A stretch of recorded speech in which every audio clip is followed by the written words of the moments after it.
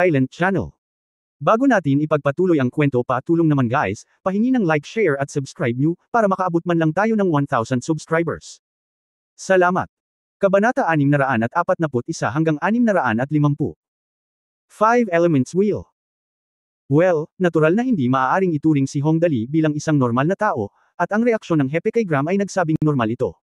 Yun lang, paano ang Elemental Surround? Ano ang pinagkaiba nito sa ordinaryong magician? Tanong ng pinuno. Napakahalaga ng tanong na ito. Sinabi noon ni Graham na ang mga salamangkero na nakabisado ang Elemental Surround ay higit na nagkakahalaga kaysa sa mga ordinaryong. May natural na dahilan para dito. Napakalaki ng pagkakaiba, tumingin si Graham kay Lin Chuyin, kailangan ng mga ordinaryong salamangkero na umawit ng mga spelling upang mapakilos ang kapangyarihan ng mga elemento kapag gumagamit ng mahika. Ngunit ang mga salamangkero na nakabisado na ang Elemental Surround ay maaaring mag-spell kaagad ng walang anumang. Sa tingin mo ba ay may malaking pagkakaiba sa oras ng paghahagis? God, nung sinabi niya ito, hindi ba ibig sabihin may tatlong magicians dito na swabe ang spells? At sa paghusga sa hitsura ni Hong Dali, ang taong ito ay talagang isang salamangkero sa lahat ng mga serye. Tapos invincible ka sa mundong ito kung hindi mo diretso. Magaling. Nag-aalala si Hong Dali tungkol sa kaguluhan sa mundo, paano kung subukan mo ang isang spell o isang bagay? Well, hindi kailanman tumutol si Lin Chuyin sa mga salita ni Hong Dali, kung gayon ay susubukan ko. Magkaroon muna tayo ng 8 magnitude na lindol. Sa sandaling matapos siyang magsalita, ang lupa sa ilalim ng mga paa ng lahat ay nagsimulang manginig ng kakilakilabot, at halos yumanig ang buong lupa. Ang mga puno sa kagubatan sa hindi kalayuan ay nanginginig sa ganito at ganyan. Gumugulong ang lupa sa mga bato, sobrang nakakatakot. Kita mo. Tinakpan ni Graham ang kanyang mukha, maaari kang gumamit ng mga spells ng ganitong sukat pagkatapos lamang maging isang Elemental Surround Mage. Wala talagang paghahambing sa pagitan ng mga tao. Ano naman sa akin? Si Zhang Yi sa gilid ay naging balisa, anong klaseng Magic Warrior ang sinabi mo na ako? Gaano ako kalakas? Ang Magic Warrior, gaya ng ipinahihiwatig ng pangalan, ay isang taong kayang pagsamahin ang magic at martial arts. Sabi ni Graham, young lady, maaari mo itong subukan. Kapag gumamit ka ng mga galaw at isinama ang magic sa parehong oras, ang kapangyarihan ay mas nakakasakit kaysa sa simpleng paggamit ng magic. Oh, naglabas ng mahabang o si Zhang Yi, pagkatapos ay tumayo. Katawan, sunog na kamao. She said and waved her little fist casually. Pagkatapos ay nakita ko ang isang malaking naglalagablab na kamao na may diameter na mga 5 metro na tumatama, na nag-iiwan ng lahat ng nadaanan nito ay itim hanggang sa tumama ito sa isang bato. Ang bato ay nahulog sa isang putok. Hong Dali, Kang Moxon, Lin Yanwei, iba. Ate mo, hindi ba ito masyadong exaggerated? Ayos ba ito? Anong uri ng kapangyarihan ito, Diyos? Oo naman, hindi may kukumpara ang mga tao sa isa't isa. Mangiyak-ngiyak na sana si Graham ngunit walang luha, ngayon ay nakakapagpabukas ng mata. Bago nakilala si Hong Dali, si Graham ay tiwala pa rin. Noon pa man ay tinuturing niyang mga bumpkin ang mga tao ni Hong Dali. Ngunit nang sila ay talagang nagkita, nalaman ni Graham na siya ay isang bumpkin. Nako, napakalakas niya. Medyo nagulat din si Zhang Yi, at pagkatapos ay medyo nahihiya, huwag mo akong tignan ng ganito, sa totoo lang, hindi rin ako ganoon. Sinasadya. Matalim na tumanggo ang lahat gayunpaman, para sa isang nakakatakot na tao, ang kanyang mga salita ay dapat pakinggan. Zhang Yi, nag-isip sandali ang pinuno, at pagkatapos ay nagtanong, ano ang ginawa mo? Mayroon bang kakaiba sa pagiging isang salamangkero? Ang tanong na ito ay masasabing kung ano ang gustong malaman ng lahat pansamantala. Nagtakip ng tenga ang lahat at nakinig ng mabuti. Speaking of which, natuklasan ni Ferguson ito, nakangiting sagot ni Zhang Yi, Miscellaneous first discovered na hindi magagamit ang technology dito, pero maraming laws of physics ang mali dito. Tapos sinabi ni Ferguson na since online world daw ito, dapat may mga loopholes. Nag-research lang ako kung saan-saan, at pagkatapos kong mag-research, parang may naramdaman akong kakaiba, tapos parang may kakaiba akong naramdaman. Ito, napakapanaginip ba ng pamamaraang ito ng pagiging isang salamangkero? Naghahanap ng mga butas sa virtual na mundong ito. Well, actually speaking of it, parang medyo iba. Sinabi ni Lin Chuyin, pinagsama-sama lang ni Ferguson ang kaunting madilim na elemento sa kanyang mga palad noong una. Ngunit ang kwintas na ibinigay niya kay Ate Zhang Yi noon ay nagbigay ng pulang ilaw. At pagkatapos ay pinalamutian ni Sister Zhang Yi ang elemental na bowl ang ito. Sabi niya at inilabas ang isang singsing sa kanyang bulsa, nagliwanag ang daliri ko, at iyon na. Yung kwintas na binigay ni Hong Dali kay Zhang Yi dati. At isang singsing para kay Lin Chuyin. Tumingin ang pinuno at ang iba pa kay Hong Dali. Kinakamot ni Hong Dali ang kanyang buhok ng kakaiba, hindi ko na matandaan kung kailan ko ito ibinigay sa kanila. Hindi kaya may espesyal na kahulugan ang dalawang bagay na ito. Bilasan mong ipaalam sa akin. Tingnan ko. Naging balisa si Graham at tumalon sa harap ni Zhang Yi. Siya. Nag-aalalang tanong, nasaan ang kwintas? Nandito na. Inilabas ni Zhang Yi ang kakaibang kwintas na ibinigay sa kanya noon ni Hong Dali, na kumikinang na pula sa tubig, mula sa kanyang damit, iyon nga, naglalabas ito ng liwanag dito. Pagkatapos ng pulang ilaw, maaari kong i-condense itong elemental na butil. Ito ay. Matapos maingat na tingnan ni Graham ang kakaibang kwintas, nakaramdam siya ng abnormal, ito ang 5 Elements Wheel. Ito ang maalamat na 5 Elements Wheel. Ang Hellfire Pearl sa 5 Elements Wheel. Napakalupit. 5 elementong gulong. Mga butil ng apoy ng impyerno. Natapos magsalita si Graham. Nang hindi nagpapaliwanag, tiningnan niya ang singsing na daliri na inilabas ni Lin Chuyin at muling sumigaw, makapal na batong lupa sa 5 Elements Wheel. No wonder, ha ha ha ha. Dam, ano ang dahilan? Napakadaldal mo, bakit hindi mo tapusin ang sasabihin mo sa isang hininga? Sa oras na ito, biglang naglabas ng singsing si Tang Moxon mula sa kanyang bulsa, dali, itong singsing na ito ba ay ibinigay mo sa akin ng parehong 5 Elements Wheel? Naaalala ko na ang singsing na ito ay medyo kakaiba. Kapag isinusuot, tila nakakapagpakalma ang mga tao o kung ano. Ang singsing sa kanyang kamay ay ang malinaw na singsing na tubig na ibinigay sa kanya ng ina ni Hong Dali na si Lan Roxy. Bishuyo, si Bishuyo. Buong bumukas ang mga mata ni Graham. 3 sa 5 Elements Wheels ang biglang lumitaw. Sa oras na ito, yumuko rin si Lin Yanwei at itinuro ang kwintas na binili ni Hong Dali sa auction na suot niya sa kanyang tenga, Mr. Graham, tingnan mo ito. Dark Metal, ang Dark Metal sa 5 Elements Wheel. Si Graham ay ganap na naubos. 4 na elemento ng 5 Elements Wheel ang sabay-sabay na lumitaw. Tiyak na inabot din ni Hong Dali, pagkatapos sa aking kamay ang Pulse Ares na ito. Si Hong Yumo sa 5 Elements Wheel. Nang makita niya ang bracelet sa palso ni Hong Dali, umupo si Graham sa lupa at sinabing, "Oh my God, naka-align ang 5 Elements Wheel, naka-align talaga ang 5 Elements Wheel." Ang 5 Elements Wheel na ito ay parang napakalakas, ngunit ano ang silbi ng bagay na ito? Masasabi mo ba ito ng desidido at tapusin ito ng sabay-sabay? Mr. Graham. Niyugyug ng pinuno ang katawan ni Graham at nag-aalalang nagtanong, ano ang silbi nitong 5 Elements Wheel? Huwag ka nang mag-alala, hintayin mo akong huminahon saglit, very obviously, ang nangyari ngayon ay medyo nakakabigla kay Graham. Ito ay simpleng kamanghamanghang. Unang lumitaw ang mga dilag, at pagkatapos ay sunod-sunod na lumitaw ang mga kahangahangang karakter. Sa pagkakataong ito ay mas maganda, kahit ang 5 Elements Wheel ay lumabas. Makalipas ang halos 2 minuto, nakahinga ng maluwag si Graham.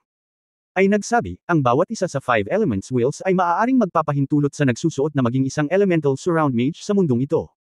Ito ang pinakamahalagang kakayahan na alam ko, at syempre, ito rin ang pinaka-hindi kapansin-pansin. Mayroon din silang iba pang mahahalagang tungkulin.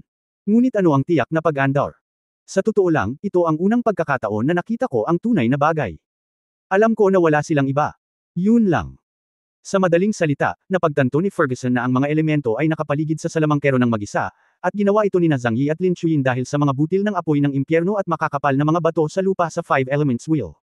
Kaya, Xingchen, Sister Yanwei, sabi ni Hong Dali na may nakakasilaw ng ngiti, ano pang hinihintay mo, bilisan mo.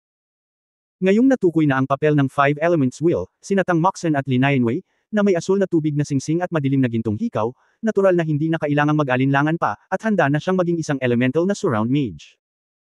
Para sabihin na ang 5 Elements Wheel ay talagang napakalakas, sina Tang Moxon at Lin Yanwei ay nag-concentrate lang ng kanilang mga iniisip, at ang maliliit na tuldok ng elemental na aura ay biglang nagsimulang lumitaw sa kanilang paligid. Wala pang 10 minuto ang itinagal. Sa oras na iyon, may isang maliit na elemental na bola sa tabi nilang dalawa, na nakapalibot sa kanila na parang mga satellite. Ang kay Tang Moxon ay isang blue water element ball, habang ang kay Lin Yanwei ay isang golden dark gold element ball.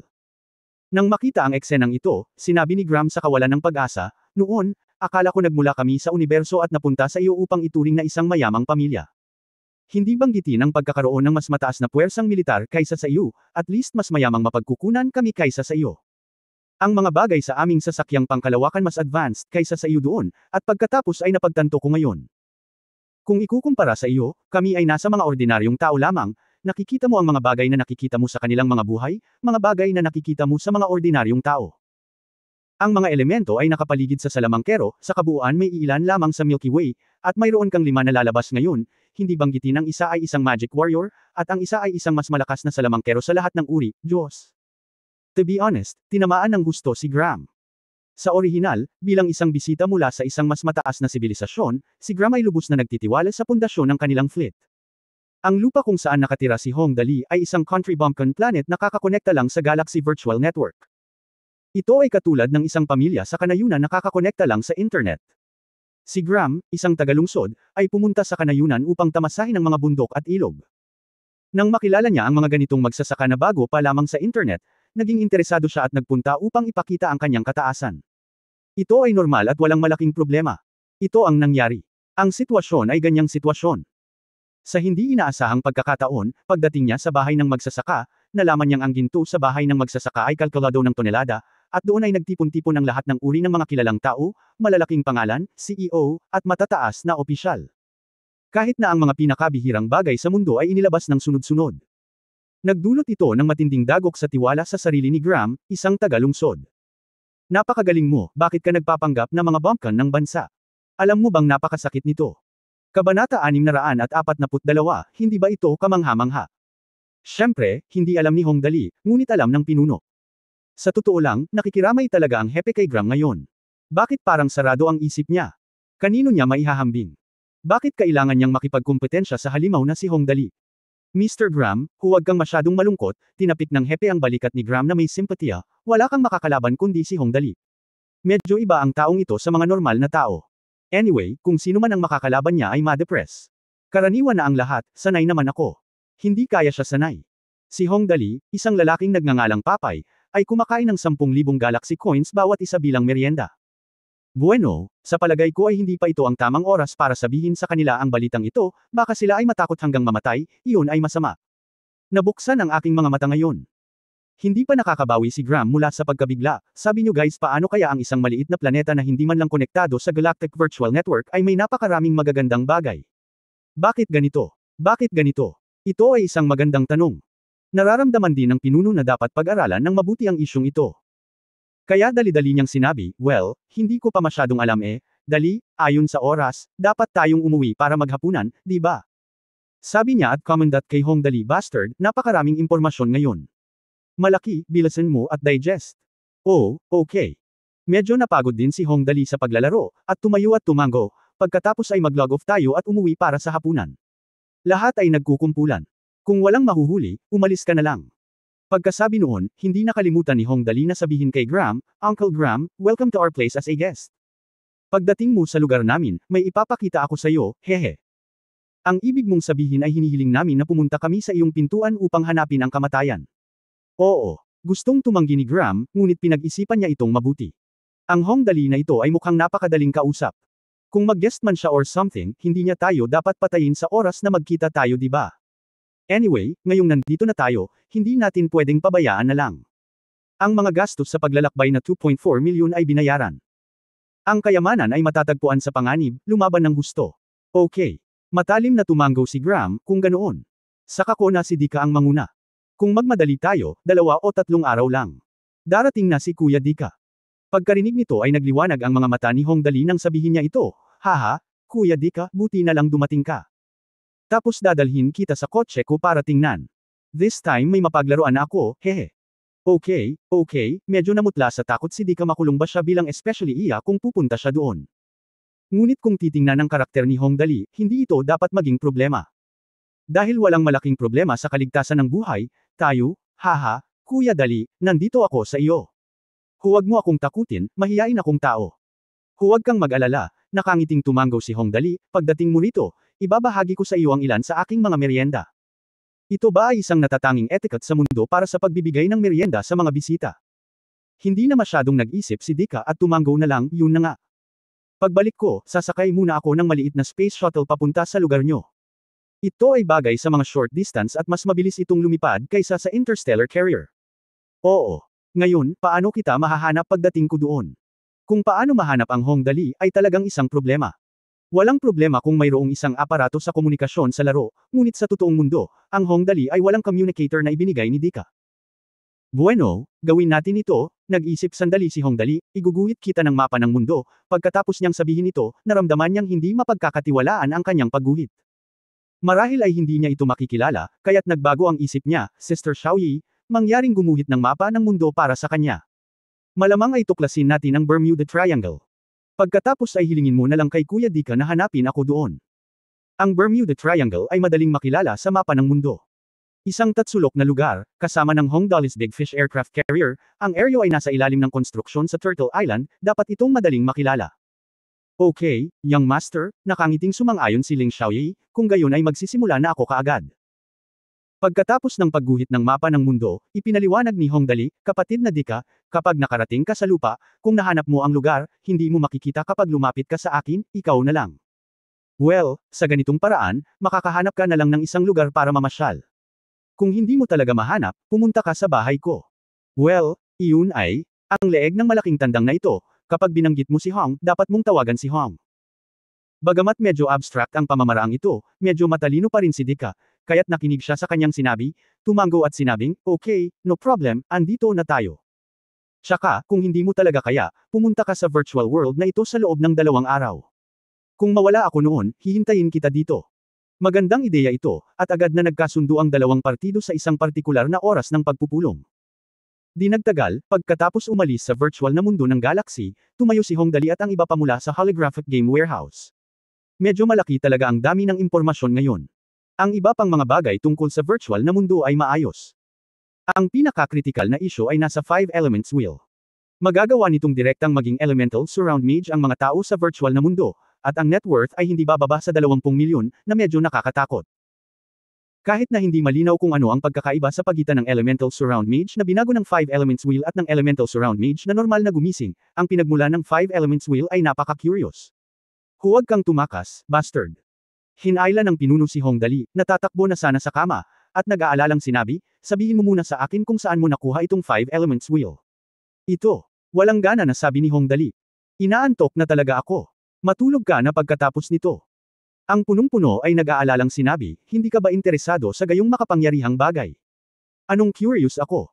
Hindi ako lilipad. Hongdali, humikab siya ng matagal at walang gana, kalimutan mo na, Uncle Chief, kung may gusto kang malaman, magtanong lang, sabi ko hindi okay. Isang tingin sa ekspresyon ng hepe, alam ni Hongdali na tiyak na aalis siya kapag hindi siya nagpapaliwanag ng malinaw ngayon. Hindi, mabilis nating tapusin ang pag-uusap at matulog.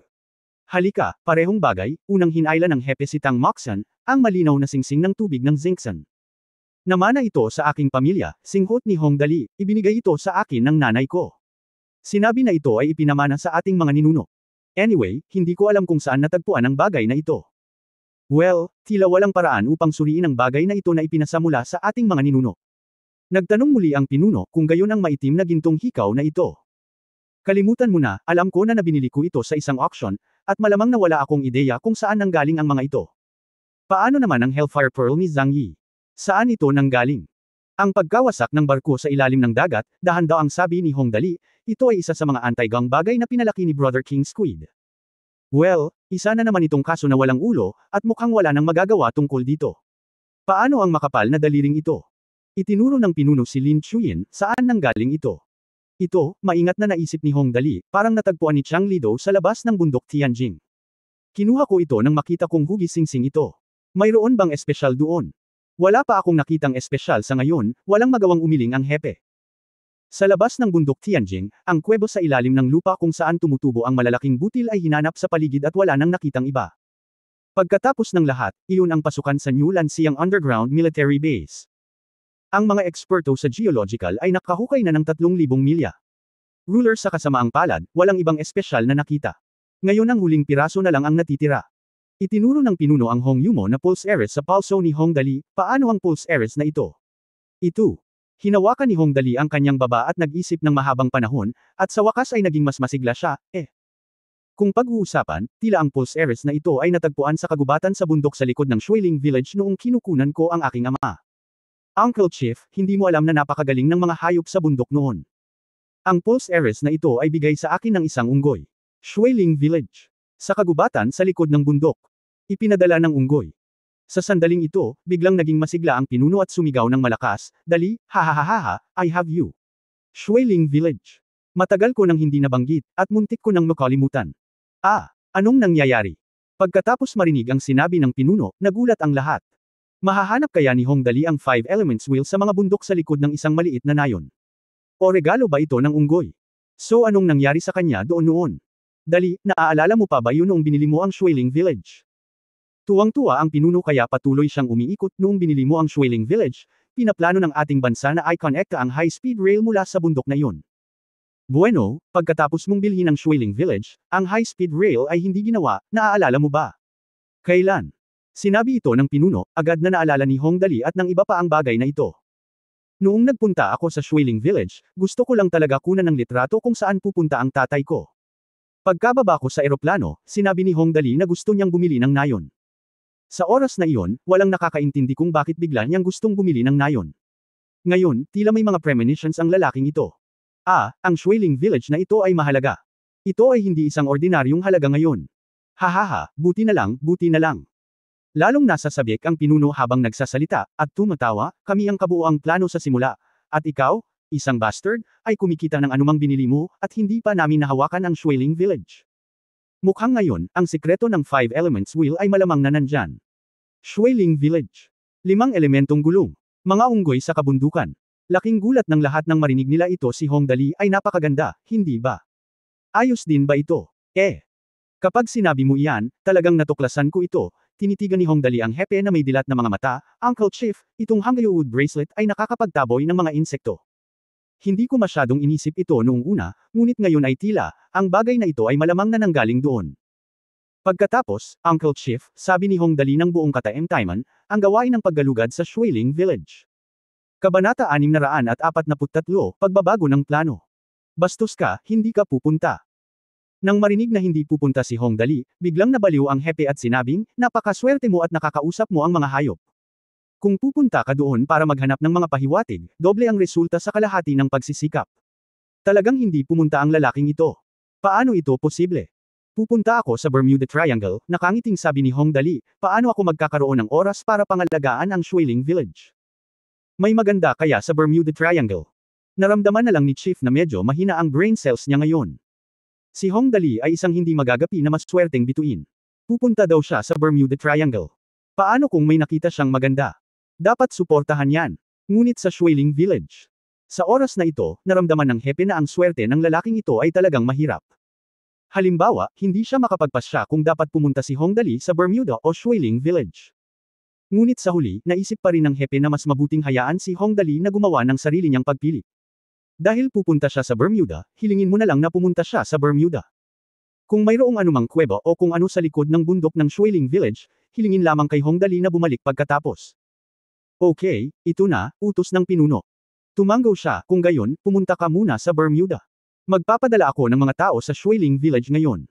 Kahit nahukayin ang lupa ng 3,000 talampakan, kailangan pa rin nating alamin kung mayroong anumang bagay sa ilalim ng lupa. Paghuhukay ng 3,000 talampakan ng lupa, napakalupit ng pinuno. Marahas na tumanggaw si Hong Dali, ang galing ni Uncle Chief.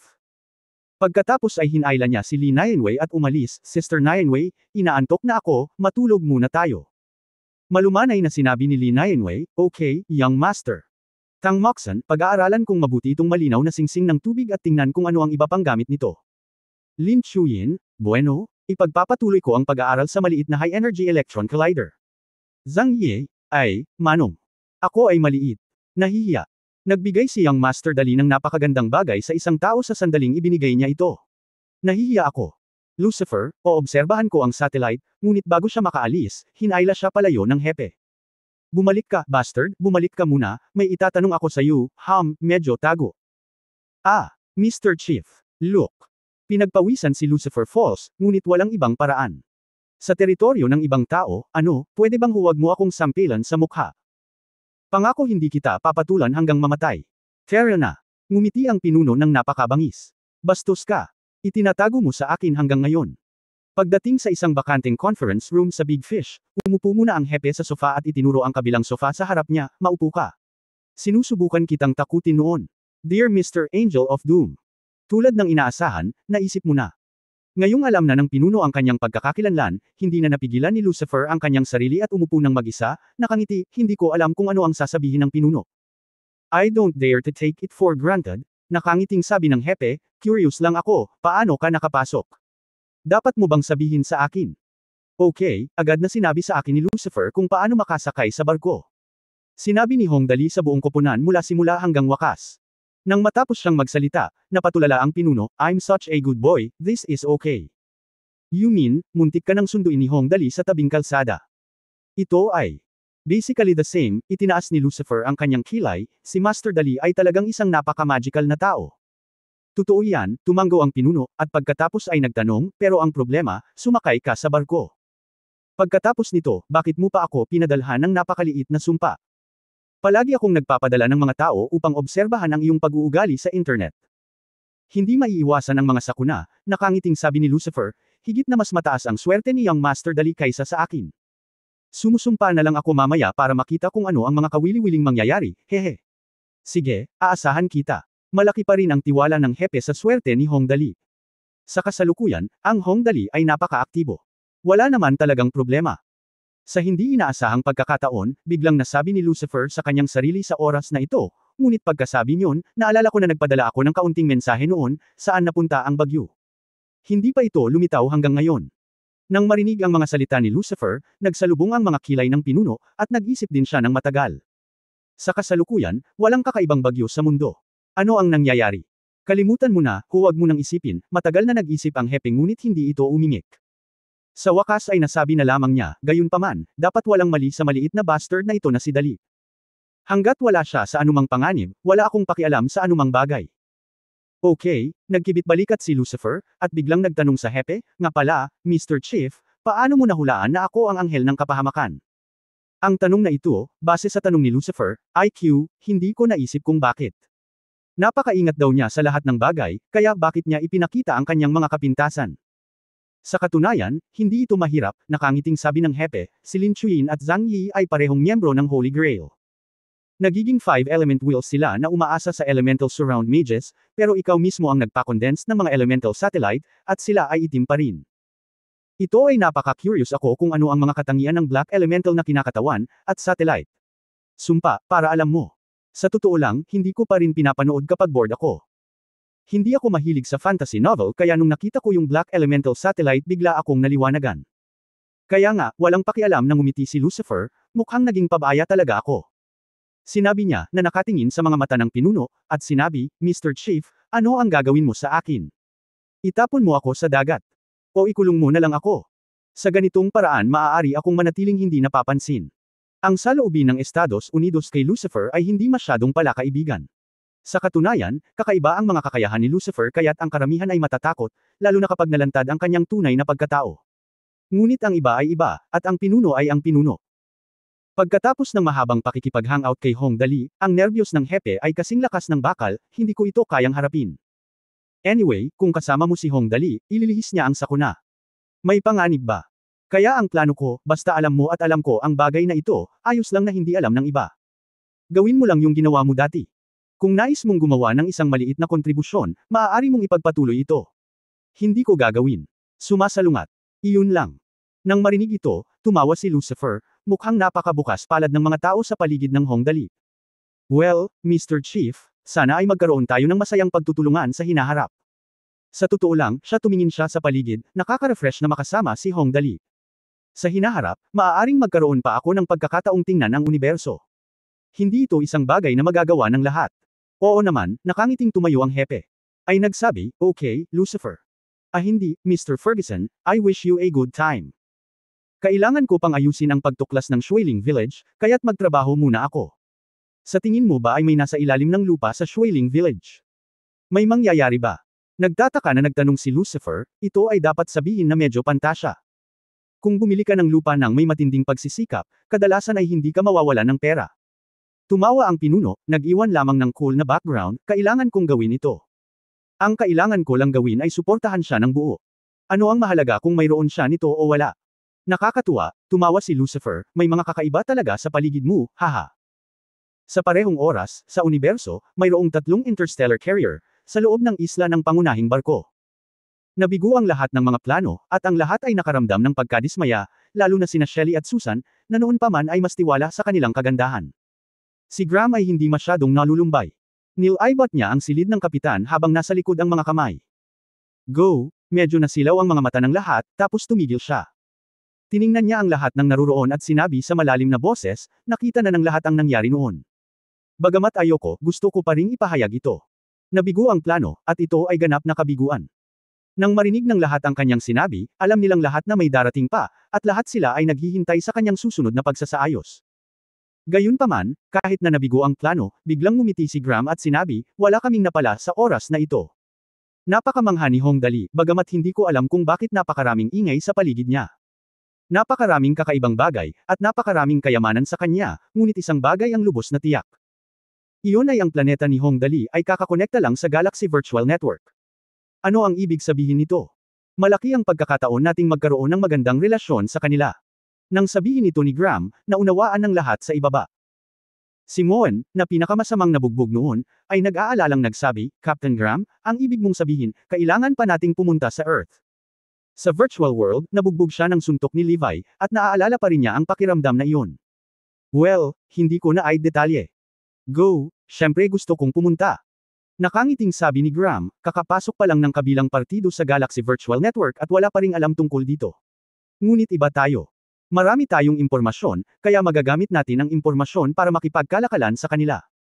Ang mga mapagkukunang kailangan nila. Sa madaling salita, tayo na ngayon ang kanilang gabay sa universo.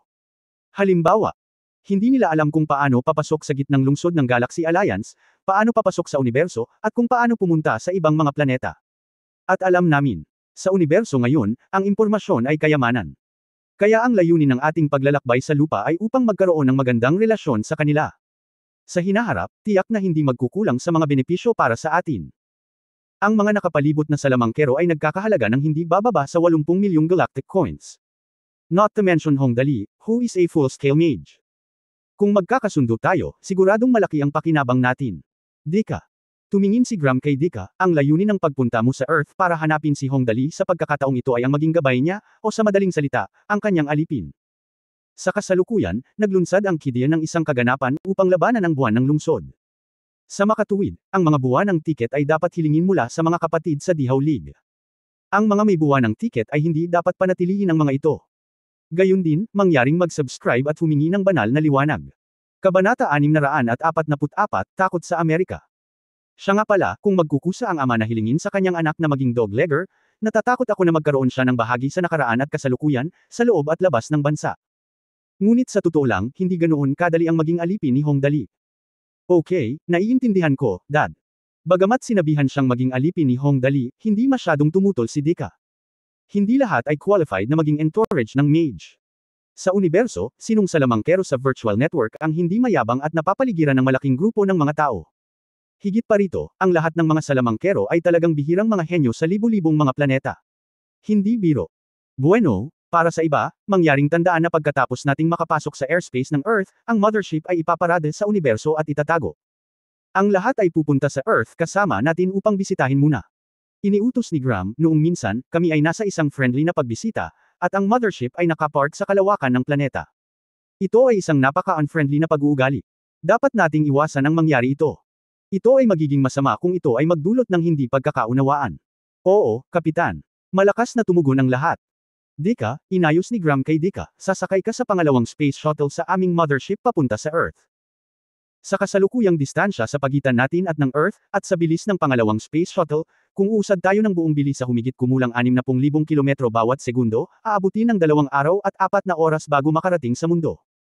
Kapag dumating ka, kailangan mong makipag-ugnayan sa Hong Dali sa lalong madaling panahon. Okay, Ama, walang problema.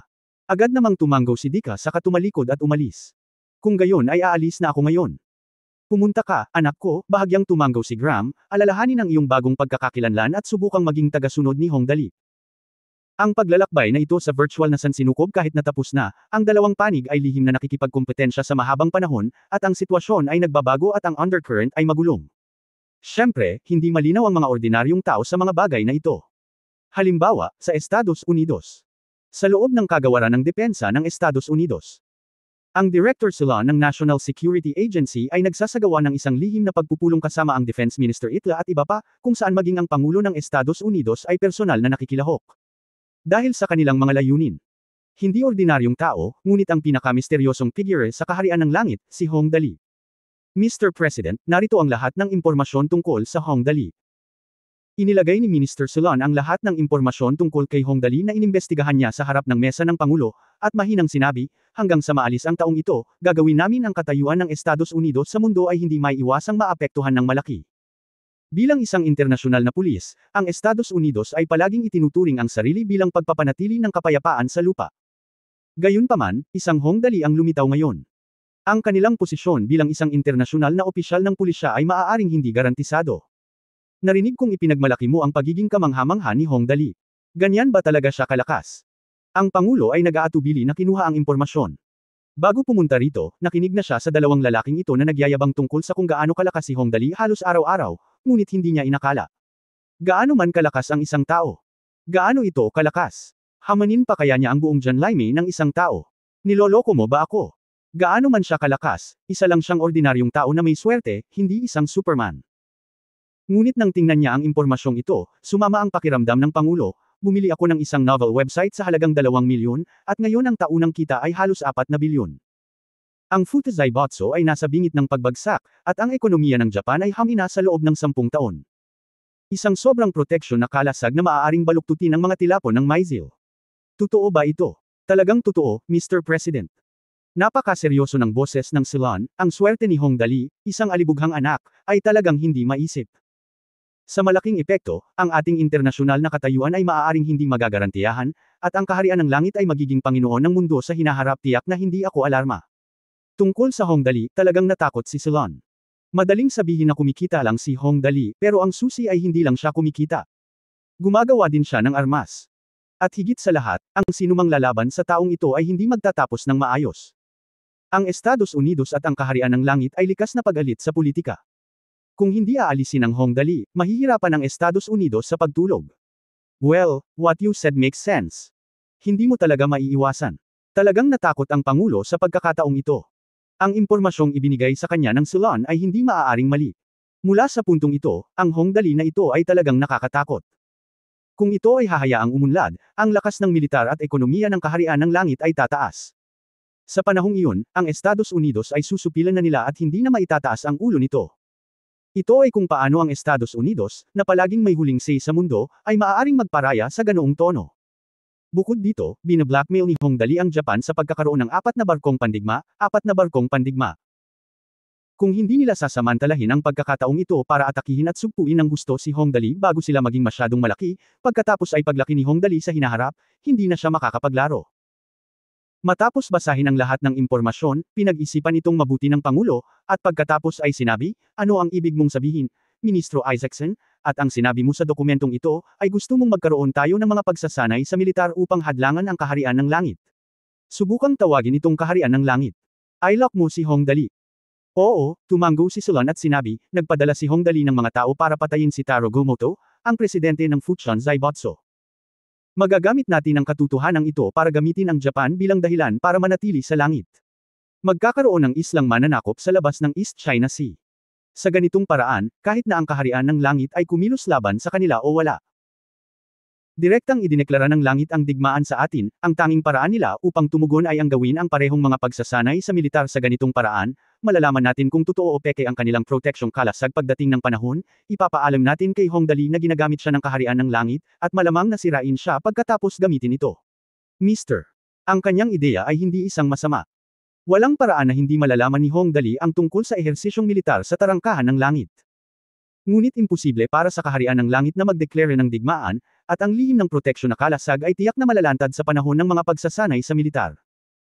Sa ganitong paraan, ang dalawang panig ay hindi magiging tao, at sa pamamagitan ng ilang espesyal na paraan, magkakaroon ng ideya si Hong Dali na kainin ang tusong kuneho hanggang mamatay at ang alipin.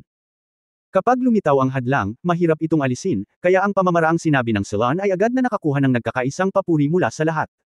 Well, ang pamamaraang ito ay napakahusay. Nag-isip sandali ang Pangulo. Bukod sa pagkonsumo ng ilang pondo, ang pamamaraang binanggit ng Solon ay walang ibang disadvantages. Ayon sa pare-parehong mga prinsipyo ng kaharian ng langit, tiyak na imposibleng direktang pukawin ang isang digmaan. Kaya sa ganitong paraan, ang mga bagay ay promising. Ayan na. Ngayong naisip na niya, agad na iniutos ng Pangulo, magpapadala kami ng 3 aircraft carrier formations. Sa pagkakataong ito, gagawa kami ng malaking splash at ipaalam sa lahat sa buong mundo na magkakaroon kami ng military exercises. Lahat ng pinakabagong armas ay ipapakalat. Dalhin mo ito at hilingin sa heaven na tingnang mabuti. Hindi ganoon kadaling makipagkompetensya sa atin gaya ng hega ng mundo. Oo. Sa isla ng barkong Big Fish, sa eksklusibong opisina ng pinuno. Dahil makakasama niya si Hong Dali sa maikling panahon, natural na kailangan ng hepe ng isang espesyal na opisina dito. Sa oras na ito, sa pansamantalang opisinang ito, ang hepe ay palaging nasa telepono, kumusta ang mga kaayusan sa Shuiling Village? Naayos na ba ang Geological Survey Team, Scientific Exploration Team, at mga sundalong responsable sa pagiging confidential? At kumusta ang mga taga-nayon sa Shuiling Village? Tandaan, hindi pinapayagan ang pagtagas ng balitang ito. Kapag nakakita ka ng kuweba o isang bagay sa ilalim ng lupa, iulat ito sa lalong madaling panahon. Sumagot yung kabilang side ng phone. Sinabi niya, oo, ipinapangako kung tatapusin ko ang gawain. Matapos ibaba ang telepono dito, tinawagan ng pinuno ang kabilang partido, paano mo hinahanap ang mga tao doon? Tandaan, ang bagay na ito ay napakahalaga, at talagang hindi ito kailangan. Hayaan ang anumang chismis na lumabas, kung hindi, hindi ka nalalabas muli sa buhay na ito, naiintindihan mo ba? Oo, naiintindihan ko. Matapos gumawa ng higit sa 100 mga tawag tulad nito, nakahinga ng maluwag ang pinuno. Bulong niya, Lola, pambihira talaga ang swerte ng bastard na si Hong Dali. Hindi ko alam kung paano niya nakuha. Nakakamangha talaga. Isang Shuiling Village na binili para lang sa pagiging alibugan, ngayon ay sa totoo lang pero malaki ang posibilidad na mayroong napakalaking kayamanan na nakatago, at ang kayamanang ito ay maaaring may kaugnayan talaga sa napakaraming impormasyon ng IDAM na ito. Ang mga pagtuklas ay gagawin pagkatapos. Sabi niya pagkaraan ng ilang sandali ay napabuntong hininga siya. Mas mabuting huwag mo nang isipin pa, kung hindi, hindi ito maisip ng iyong mga selula ng utak kahit na gusto mo nang mamatay. Parehong nakilala ng pinuno at ng misteryosong lalaki ang lalaking ito na si Hong Dali at hindi niya maiisip ang tungkol sa kanya. Hindi na talaga nakakagulat na may mangyari sa lalaking ito. Kung magtaka man ang lahat, tiyak na matatakot siya nito hanggang sa mamatay. Beep beep, natahimik sandali ang pinuno, ngunit muling tumunog ang kanyang cellphone. Sa pagkakataong ito ay nabigla siya sa sandaling kinuha niya ang telepono, ano? Ano ang sinabi mo? Nagpadala ang Estados Unidos ng 3 aircraft carrier formations para maghanda isang military exercise ang ginaganap sa baybayin ng East China Sea ng China. Ang taong nasa telepono ay halatang takot na takot sa balita at sinabing, oo, Ginoong Hepe, ang Estados Unidos ay nag-uulat tungkol sa bagay na ito ngayon. Tila narito siya para kay Master Dali. Titingnan ko. Matapos ibaba ang telepono, mabilis na binuksan ng Hepe ang computer at kumonekta sa channel ng militar ng Amerika sa pamamagitan ng Nakal-ang satellite channel. Oo naman, sa screen sa oras na ito, hindi mabilang na mga Amerikanong reporter ang nag-uulat sa 3 sasakyang panghimpapawid na ito at ang pinakabagong mga sandata ng militar ng US na dinala sa kanila. Magandang hapon, Radisson Underjets, ako ay mula sa American Military News. Reporter. Sa likod ko ay ang aming makapangyarihang militar. Sa pagkakataong ito, sila ay pupunta sa isang ekspedisyon upang magsagawa ng mga pagsasanay sa militar malapit sa kanlurang baybayin ng Pasipiko. Sa pagkakataong ito, mayroong 3 Garth-class na aircraft carrier. Wala akong gaanong alam tungkol sa profesional na antas ng data, kaya ngayon nais kong hilingin sa iyong ministro ng depensa, mangyaring ipakilala ito, Mr.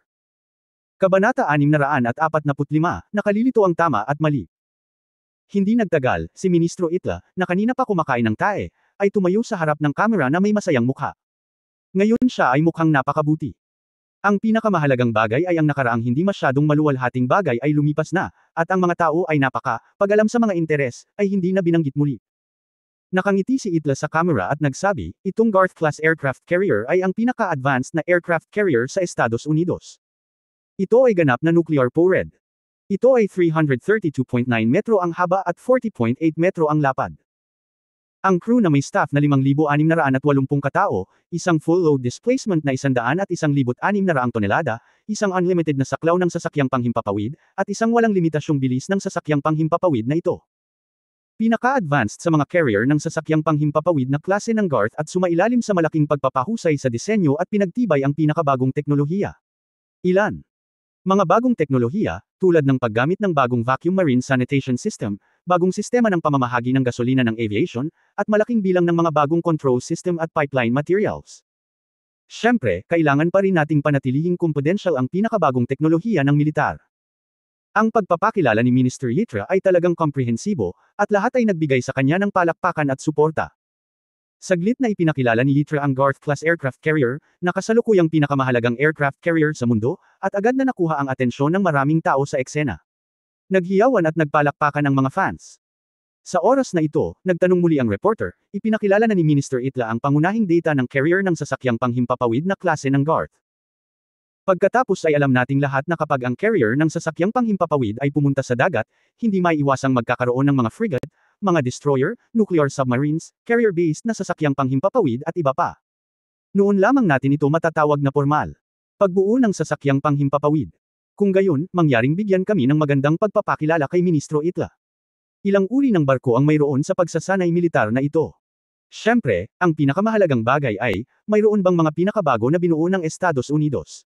Armas. Maingat na sinagot ni Itla ang tanong ng reporter. Bilang isang superpower sa mundo, bawat hakbang ng militar ng Estados Unidos ay aakit sa atensyon ng lahat ng mga bansa sa mundo. Sa kanila, natural na mayroong kaharian ng langit. Kaya, normally speaking, a single aircraft carrier formation usually include one aircraft carrier. 2 hanggang 3 guided missile cruisers or destroyer. 2 hanggang 3 anti-submarine destroyer o frigates, 1 hanggang 3 attack nuclear submarine, at 1 hanggang 2 comprehensive supply ships. Ngumiti siya dito at sinabing, tinatawag itong regular aircraft carrier formation. Ang isang alibughang walang batas ay mayroon lamang 2 sasakyang panghimpapawid na walang laman. Sabi niya, syempre si Hong Dali iyon. Nakita ito ng pinuno. Sinabi niya ng masama, kayong mga hanggal ay hindi karapat-dapat na magdala ng sapatos para sa isang bastard na tulad ni Dali, at hindi kayo tugma sa akin. I'm so sorry. Nagsalita siya ng ilang salita sa kanyang sarili, at pagkatapos ay biglang hinawakan muli ang kanyang baba, ngunit sa pagsasalita tungkol dito, ang sinabi niya ay talagang tama. Ang agwat sa pagitan ng Estados Unidos at ng bastard na si Dali ay talagang hindi gaanong malaki ngayon. Alam ng pinuno ang tungkol sa kasalukuyang lakas ni Hong Dali, ngunit ang problema ay ang Estados Unidos. Ewan ko ba, nagyayabang tuloy si Itra. Sa pagkakataong ito ay nagsasagawa kami ng mga pagsasanay sa militar upang magpadala ng isang team time na babala sa kaharian ng langit. Ang kanilang Hong Dali ay nagpadala ng isang mamamatay tao upang patayin si Taro Gomoto, ang pangulo ng Fuchan Zaibatsu ng Japan, na naging sanhi ng matinding kaguluhan ng ekonomiya ng bansa sa Japan. Upang mapanatili ang kapayapaan sa mundo at maiwasang mangyari muli ang parehong bagay, wala tayong magagawa kundi ang magsagawa ng mga pagsasanay militar. Ang mga bastos na ito. Hinamplas ng pinuno sa harap ng computer ang mesa at nagmura, kung hindi nagpadala si Gohan Taro ng isang mamamatay tao para patayin si Hong Dali, paano siya namatay? Ngayon ang mga taong ito ay talagang nalilito ang tama at mali. Nakakapuot. Nakakainis talaga. Ang killer na kinontak ni Gohan Taro ay gumastos ng 500 milyon para bilhin ang buhay ni Hong Dali. Dahil dito, nabigo ang pagpatay ngunit sa halip ay pinatay siya. Halos lahat ng malapit kay Hong Dali, kasama na ang misteryosong namamahala, ay alam ang pangyayaring ito. Ngunit ang problema ay alam mo ito, ngunit hindi mo masasabi ang katotohanan ng bagay, at walang maniniwala kung sasabihin mo ito. Walang paraan upang sabihin na ito ay dahil ang dugong demonyo ay nagtatrabaho na ngayon para sa Hong Dali. Kung sasabihin talaga natin sa kanya, ano ang mangyayari sa dugong demonyo? At walang naniwala dito dahil ang isang mamamatay tao na nasa ika-4 na ranggo sa mundo ay napunta upang patayin si Hong Dali, ngunit sinuhulan sa halip ni Hong Dali, at pagkatapos ay pinatay ang kanyang amo na si Taro Gohan Taro. Napakagandang multo. Ang kanyang lola, ang bagay na ito ay talagang mahirap hawakan. Kinagat ng hepe ang kanyang mga ngipin at kumatok saglit sa mesa, saka kumalma at nagpatuloy sa panunood ng balita. Sa oras na ito, patuloy na ipinaliliwanag ni Itra ang puwersang komposisyon ng pagsasanay militar na ito sa madlang Amerikano sa harap ng TV. Sa pangkalahatan, ang dalawang aircraft carrier battle formations ay kadalasang nagsasagawa ng medium at low intensity combat mission, at sa pagkakataong ito ay lalaban tayo para sa Japan. Naghahanap ng hustisya, kaya sa pagkakataong ito, bilang isang malakihang pamamahala sa krisis, 3 Garth-class aircraft carrier ang ipinadala, kabilang ang 12 cruiser, 16 na anti-submarine frigates, 6 na attack nuclear submarine, at 6 na komprehensibong supply ship. Ang laki ng fleet ay lumampas sa 40 barko. Bilang karagdagan, nagdadala din ito ng 42 air superiority fighter, 36 na attack aircraft, 12 electronic warfare aircraft at 12 early warning aircraft. Ang lineup na ito ay sapat na para bigyan ng mukha ang kalaban, kaya umaasa akong maibigay ng kaharian ng langit si Hong Dali sa World Military Court. Halika at hintayin ang hatol. Talagang tama. Bahagyang ipinikit ng pinuno ang kanyang mga mata, talagang si Hong Dali ang target ng mga lalaking ito. Hehe, gumastos sila ng sapat na pera sa pagkakataong ito. Ngunit kung talagang makukuha natin ang gusto nila. Hindi ba't ito ay paglalaro sa kanilang sariling mga kamay, at saan ilalagay ang dignidad ng ating kaharian? Ang target ng United States ay ang Hong Dali, na hindi naman masasabing sobrang gana. Sa kasalukuyang katayuan ni Hong Dali sa kaharian ng langit, kung siya ay talagang ibibigay, ang kahihinatnan ay tiyak na hindi isang bagay na kakayanin ng kaharian ng langit. Bukod dito, ngayong nakipag-ugnayan na ang bansa sa mga dayuhan, si Hong Dali ang pinakakritikal na figura. Sa makatuwid, hindi maaaring ibigay ni Hong Dali, ito ay ganap na imposibleng ibigay. Ngunit kung hindi natin ito ibibigay, manunood na lang ba tayo ng Estados Unidos na ipakita ang kapangyarihan nito sa ating pintuan? Sa panahong ito, kung sumiklab ang digmaan sa pagitan ng mga superpower tulad ng Kingdom of Heaven at United States, tiyak na magiging World War ito. Mabaigo man ang isa sa kanila, maaaring masira ang lupa. Kaya ngayon ay ginawang malinaw ng Estados Unidos ang layunin nito at mga paparating na aksyon. Ito ay isang kumpletong pagsasabuatan. Lahat ay inilatag para makita mo. Kahit anong gawin mo, hindi magiging maganda. Kung hindi mo ito tatanggapin, tatambay sila sa harap ng iyong bahay at maglalogin pa sa Turtle Island, na magiging kahihiyan sa kaharian ng langit.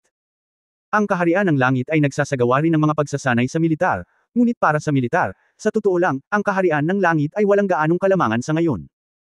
Ang susi ay hindi may iwasang ilantad nito ang katotohanan na ang kaharian ng langit ay hindi pa nakabuo ng distortion force field shield, na magkakaroon ng mas malaking epekto.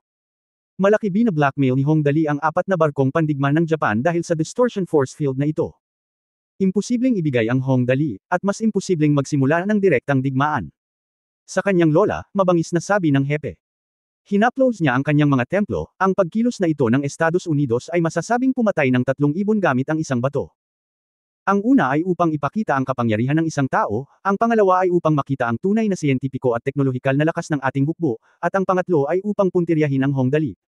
Kung hindi tayo makakabuo ng anumang disenteng mundo, tiyak na bababa ang impluwensya sa internet na talagang nakakapanlumo. Hindi ito isang alarmist na pahayag ng punong ministro. Banibuli ka ng mga tao sa harap mismo ng iyong pinto. May military exercise sa mismong pintuan mo, at maaaring ito ay isang island landing exercise.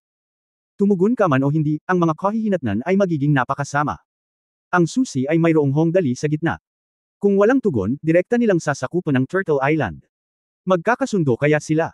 Kahit anong usapan, ang talo ay tiyak na si Heaven. Ito ay isang bagay na hindi mo kailangang isipin.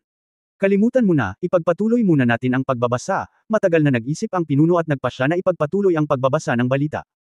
Pagkatapos basahin ang lahat ng mga ulat, tinatalakay niya ito sa amo at tingnan kung may iba pang magandang balita. Ang pamamaraan ay hindi kinakailangang tiyak. Sa oras na ito, ang mga Amerikano sa TV ay nagsaya, at ang mukha ni Itla ay puno ng pagmamalaki. Malinaw, ang layunin niya ngayon ay ipakita ang kapangyarihan sa kaharian ng langit. Nagpatuloy siya sa pagpapakilala. Ang mga sasakyang panghimpapawid na ito na nakabatay sa carrier at ang mga nag-escorting na cruiser, destroyer, at submarine ay bumuo ng isang pangkat ng labanan na ang carrier ng sasakyang panghimpapawid bilang angkor, at magkasamang nagtatag ng isang napakalalim na isang multi-layered, firepower-focused attack at defense system. Ang Garth-class aircraft carrier ay may kumpletong configuration ng carrier-based aircraft, na may second squadrons ng F-14 Tomcat fighter jets na may kabuuang 24 na sasakyang panghimpapawid, at 2 squadrons ng FA-18 Hornet fighter attack aircraft na may kabuuang 24 na sasakyang panghimpapawid. Sasakyang panghimpapawid, 1 S-3B Viking fixed-wing anti-submarine squadron 6 na sasakyang panghimpapawid, at isa SH-3 Sea King o the SH-60F Seahawk anti-submarine helicopter squadron, at iba pa. Ay may kabuuang humigit kumulang 80 sasakyang panghimpapawid at helicopter, na maaaring lumampas sa 100 kung kinakailangan, at maaaring magsagawa ng 24 na oras na patrol. Ang pinaghalong pagpapangkat na ito ay nagbibigay daan sa carrier ng sasakyang panghimpapawid na magkaroon ng pangmatagalang paghahanap, babala at ang kakayahan ng strike ay maaari ding magbigay ng combat cover para sa attack aircraft at ang aircraft carrier battle group mismo. Nang sabihin ito ni Yitra, ang reporter ay napabulalas, "O Diyos ko, Ministro Yitra, ito ay dapat ang pinakamataas na antas ng ating Estados Unidos. Ang lakas ng militar. Ang pagsasanay militar na ito ay tiyak na magugulat sa lahat ng mga bansa sa mundo." Nunono, nakangiting pagmamalaki ni Yitra at sinabing nakaharap sa TV camera, "Kung sa tingin mo ito ang pinakamataas na antas natin. Mali iyon. Sa pagkakataong ito, bukod sa mga conventional weapons na ito, mayroon din tayong mga totoong secret weapons. Siyempre, top military secret daw ito dati. Kung magsagawa tayo ng military exercises, hindi na secret weapons ang mga secret weapons na ito. Next, I will introduce to you the real super weapons of our United States today." Bilang karagdagan sa 3 pormasayon ng carrier ng sasakyang panghimpapawid, mayroon ding iba pang mga super armas. Ang mga taong ito ay talagang handang ipagsapalaran ang kanilang buhay para sa bastard na si Hong Dali. Tinitigan ng hepe ang screen, tingnan natin kung ano pa ang mayroon sila. Pagkatapos, Sinabi ito ni Yitra, huminto siya at pagkatapos ay malakas na sinabi, ordinary explosive missiles. Bagong bombers. Bagong tank. Hindi, sa totoo lang, ang mga bagay na iyon ay halos hindi na ginagamit. May 3 lihim na armas na ginagamit natin sa oras na ito. Kabanata 646, ipadala siya upang maglakbay sa buong mundo. Ang unang uri, ang electromagnetic railgun. Tinatawag din na electromagnetic railgun. Ang electromagnetic railgun ay isang long-range, high-energy, multi-mission weapon. Ang bilis ng apoy nito ay maaaring 3 beses kaysa sa kasalukuyang naval gun ng hukbong dagat. Ang saklaw nito ay maaaring umabot sa higit sa 100 milya. Ang electromagnetic railgun ay pinatatakbo ng electric energy na nakaimbak sa barko at gumagamit ng electromagnetic force upang mapabilis ang bilis ng riles, bilang karagdagan sa isang napakataas na bilis ng warhead. Ang electromagnetic railgun ay mas matipid din kaysa sa kumbensyonal na mga armas. Nagkakahalaga ito ng $10 bawat joule upang makagawa ng enerhiya, habang ang electromagnetic gun ay nagkakahalaga lamang ng $0.1. Ang pangalawang uri ay laser weapons. Sa pagkakataong ito, may 2 uri ng laser weapons, vehicle-mounted tactical anti-missile laser weapons at airborne laser weapons. Ang lakas, mangyaring ipaalam sa akin. Ang pangatlong uri ay ang pinakamalakas din, beam energy weapons. Ang ganitong uri ng armas ay maaaring land-based, sasakyan-mounted, shipborne, at spaceborne. Ilunsad, ang namumukod tanging tampok nito ay ang mabilis na bilis ng apoy nito, na maaaring sumunog sa mga target daan-daan o kahit libu-libong kilometro ang layo sa isang iglap.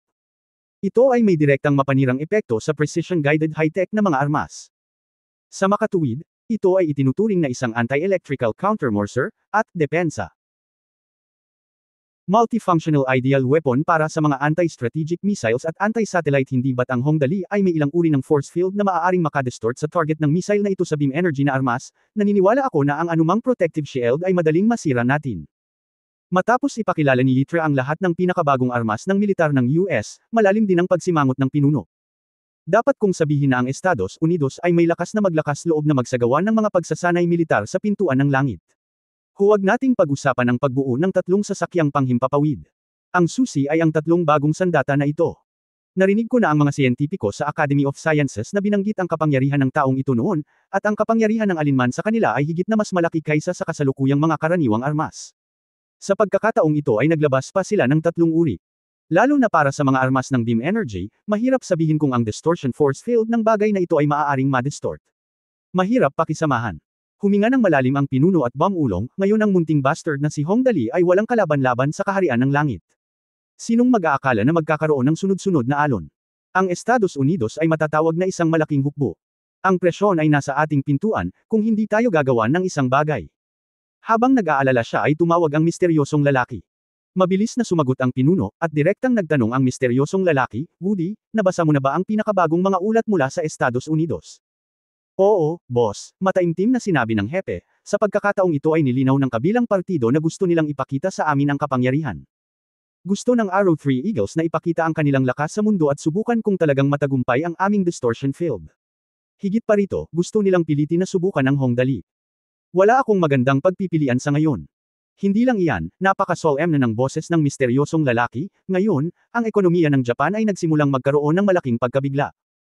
Kung matagumpay nilang maagaw ang Hongdali at makontrol ang Turtle Island sa pagkakataong ito, tataas ng husto ang kanilang reputasyon sa mundo. Sa hinaharap, ang bansang Hapon ay maaaring maging kanilang tunay na kontrol na lugar. Sa panahong iyon, ang ating makalangit na bansa ay mapapasailalim sa kanilang putukan anumang oras. Totoo yan.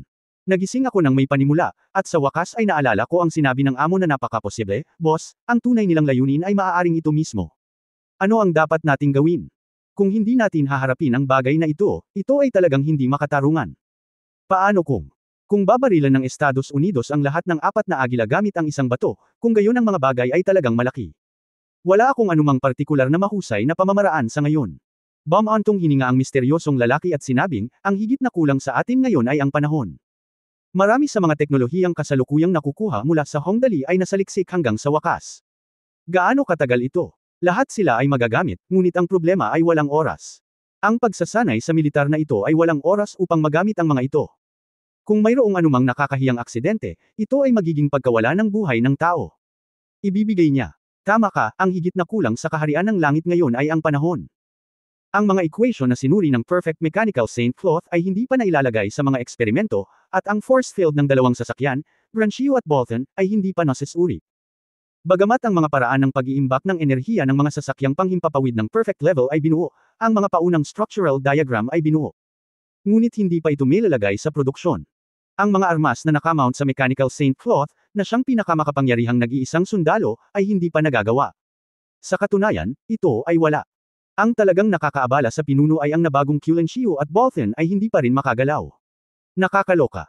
Ang pinuno ay nababagabag, ang pinuno ay nanlulumo, ang pinuno ay nagsabunot ng kanyang buhok sa isang dakot ngunit walang silbi na bunutin ang lahat ng buhok. Pagkatapos ng lahat, ang maliit na high-energy electron collider na iyon ay hindi maaaring gawin sa isang araw o dalawa. Ang piraso na ito wala talagang magagawa tungkol dito. Mataimtim na sinabi ng pinuno, sa puntong ito, wala na talaga tayong magagawa para harapin ang sitwasyon sa Estados Unidos. Kung hindi ito gagana, harapin muna natin ito. Magbago. Hindi, diretsyong tanggi ng misteryosong lalaki, tapos na ang military exercise at kung hindi tayo magre-react, ang susunod nilang hakbang ay direktang hilingin sa United Nations na ilagay sa pagliliti si Hong Dali. Tutal, patay na nga si Go-Moto Taro, at sinabi nila na ang pumatay ay ang tinawag ni Hong Dali, ang pinakamahalaga ay si Go-Bon Taro ang tunay na kamay ng dugong demonyo. Hindi na natin ito maitatanggi sa Estados Unidos, ngayon ay mayroon na tayong ebidensyang ito. Dali. Natural, hindi tayo makagalaw, alam mo na napaka-protective ni Hong Dali. Ha! Gulat na sabi ng pinuno. Saan ilalagay ang mga ito? Siyempre hindi, dahan-daang sabi ng misteryosong lalaki, hindi ba karaniwang may mga porma sayon ang mga aircraft carrier? Ibigay natin ang dalawang aircraft carrier ng Hong Dali ng regular na aircraft carrier formation. Ibigay sa kanya ang lahat, at pagkatapos, sabi ng misteryosong lalaki sa malalim na boses, ipadala si Hong Dali upang maglakbay sa buong mundo. Ha! Ipadala siya sa paglalakbay sa buong mundo. Nagulat ang pinuno, at pagkatapos ay mabilis niyang naisip ito, boss, ang galing mo talaga, huwag mong tanggapin ito. Haha, hayaan si Hong Dali na bumuo ng isang buong aircraft carrier formation, para masabi natin na nasa labas ang ating lakas militar, at hindi na kailangang magsagawa ng military exercises laban sa United States, o gamitin na lang ang mechanical Saint Cloth para makahanap ng lugar sa bansang ito, para sa mga pagsasanay ng militar, sa Estados Unidos, maaari nating samantalahin ang mga pagsasanay sa militar. Huwag ka nang diretsyong sumagot kung gusto talaga nilang guluhin si Hong Dali, hehe, wala talaga silang lakas ng loob na labanan ang malaking isda ng bastos na yan, boss, napakalakas ng galaw mo. Ito ay hindi isang huling paraan, at ayoko, buntong hininga ang misteryosong lalaki. Marahas siyang nanumpa, damn it, ang batang ito na si Hong Dali ay isang blessing in disguise. Nais siya ng United States sa paglilitis, kaya sumali na lang siya sa aircraft carrier formation. Totoo yan, tumawa ng malakas ang hepe, pero boss, hindi mo alam, may dalawang 30-meter high na humanoid mecha sa aircraft carrier tulad ni Dali. Hong Dali doesn't care what they call them, Gundams or something, super nakakamangha. Kasalukuyang ginagawa ang power engine. Kapag na-develop ito, pabayaan pa ang tatlong aircraft carrier formations mula sa United States ay hindi pa sapat ang mga yun kahit na sa 30 porma sayon ng sasakyang panghimpapawid mula sa Estados Unidos, hindi pa yun magiging sapat sa halos 30 porma sayon ng sasakyang panghimpapawid. Gawa sa Edelman Metal, lahat ng armas ay walang kabuluhan sa harap nito, haha. Lagi na lang nakakapag-insulto ang bastos na ito, sanay na ako. Natuwa ang misteryosong lalaki nang marinig niyang sinabi ng hepe na may dalawang Gundam si Hong Dali, sayang. Oo, nahanap ng Estados Unidos ang pagkakaiba ng oras ng napakatumpak. Ang pagkakaiba ng oras, iyon ay, ang pagkakaiba ng oras, ay nag-aalala sa misteryosong tao. Kung ito ay maantala ng ilang sandali, kapag matagumpay na na-research ang dalawang mecha power engine ni Hong Dali, matatakot siya sa anumang pagsasanay militar ng Amerika at bombahin lamang ito ng isang putok. Pagkatapos ay sasabihin niya na ang pag-atake ay mali, at ang Estados Unidos ay hindi maglalakas loob na magsabi ng anumang bagay na walang kaparerekan. Nga pala, boss, ano ang gagawin natin sa Turtle Island? Bigla itong naalala ng pinuno at nagtanong, paano kung harangan nila ang tubig ng Turtle Island? Pagkatapos bigyan siya ng unang shot. Isang malakas na suntok ang ibinigay sa kanya ng misteryosong lalaki. Nagngangalit ang kanyang mga ngipin, hindi ako naniniwala na talagang nangangahas siyang magsimula ng digmaan sa atin. Totoo yan, sumang-ayon ang hepe, at pagkatapos ay maingat na nagtanong, kung gayon, boss, paano kung talagang magsimula ang away? Nagsisimula ba talaga ng away? Sa pagkakataong ito ang misteryosong lalaki pagkatapos magnilay-nilay, sinabi niya sa malalim na boses, kung gayon, labanan natin sila. Kung matatalo tayo, tiyak na ipaghihiganti tayo ng munting bastard na si Hong Dali. Kung manalo tayo, ito ay magiging kapaki-pakinabang para sa atin, at kung matalo tayo, magagawa nating samantalahin ito. Walang problema. Kung talagang maglakas loob silang lumaban sa atin, pagkatapos ay fuck them. Ang pagtitiwala, sa katunayan, ang pagtitiwala ay talagang mahalaga sa maraming mga kaso. Kung maglakas loob silang gawin ito, gawin mo lang sa kanya. Ito ay isang matalinong paraan ng pagsasabi na kung ikaw ay masyadong mayabang, matatakot kang matutulala. At kung ikaw ay matutulala, matatakot kang mawalan ng iyong buhay. Ang misteryosong lalaki ay talagang willing to go all out. Maglakas loob na lumaban. Kung maglakas loob kang lumaban, lalaban ako sayo. Hindi man tayo gumaling dito, hindi mo man lang maisip. Isa pa, may Hong Dali doon. Kahit matalo talaga sila, hindi naman big deal. Siguradong ipaghihiganti sila ni Hong Dali. Okay. Matibay na sumang-ayon ang pinuno, kung talagang gusto mong gawin ito, gawin mo sa kanya. Well, yun lang. Alam ng misteryosong lalaki na nakipag-ugnayan si Hong Dali sa mga dayuhan. Sa katunayan, pagkatapos lumabas ang pinuno sa virtual na mundo, ang una niyang ginawa ay ang magulat sa kanya, at pagkatapos ay ganap niyang binuo ang Shuiling Village. Ngayon ay masasabing hindi kasing halaga ni Hong Dali ang buhay ng sinuman sa langit. Kung may mangyari man kay Hong Dali, hindi ito isang pagkatalo, baka maging slave planet ang mundo. Kung gayon, makikipag-ayos muna ako sa US Embassy, maingat na tanong ng hepe, maantala ang oras. Okay. Agad na tumango ang misteryosong lalaki, ang pangunahing layunin ay ipagpaliban ang bagay. Kabanata 647, ang kahangahangang pagyayabang na ito ay kahangahanga. Sa panig ng Amerikano. Ang pagsasanay militar na ito ay sadyang pinabulaanan ng militar ng US, at ang buong telebisyon sa Amerika ay tinakpan ng mga ulat ng pagsasanay militar na ito. Mula sa New York TV station, Washington Military News, American Military News, at iba pa. Halos lahat ng channel ay nag-uulat ng balita sa oras na ito. Ang tatlong aircraft carrier formations ay may kabuuang mahigit 20,000 katao sa dagat, hindi mabilang nakagamitang pangdigma, at maraming bagong armas. Naghihintay na lamang silang makarating sa tarangkahan ng langit, at pagkatapos ay magsisimula na sila ng mga pagsasanay sa militar. Bagamat maaaring walang laban sa pagkakataong ito, tiyak ang ilang tagumpay. Sa American Military Forum, maraming netizens ang nagpahayag ng kanilang mga opinyon. Ang ating teknolohiyang militar ay hindi magagapi. Talagang kasiya siya na tulungan ng Japan na makamit ang hustisya sa pagkakataong ito. Dapat mamatay si Hong Dali. Oo.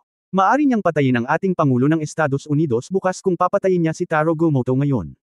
Ang gayong tao ay hindi dapat panatilihin. Dapat siyang litisin at hatulan ng mahigpit.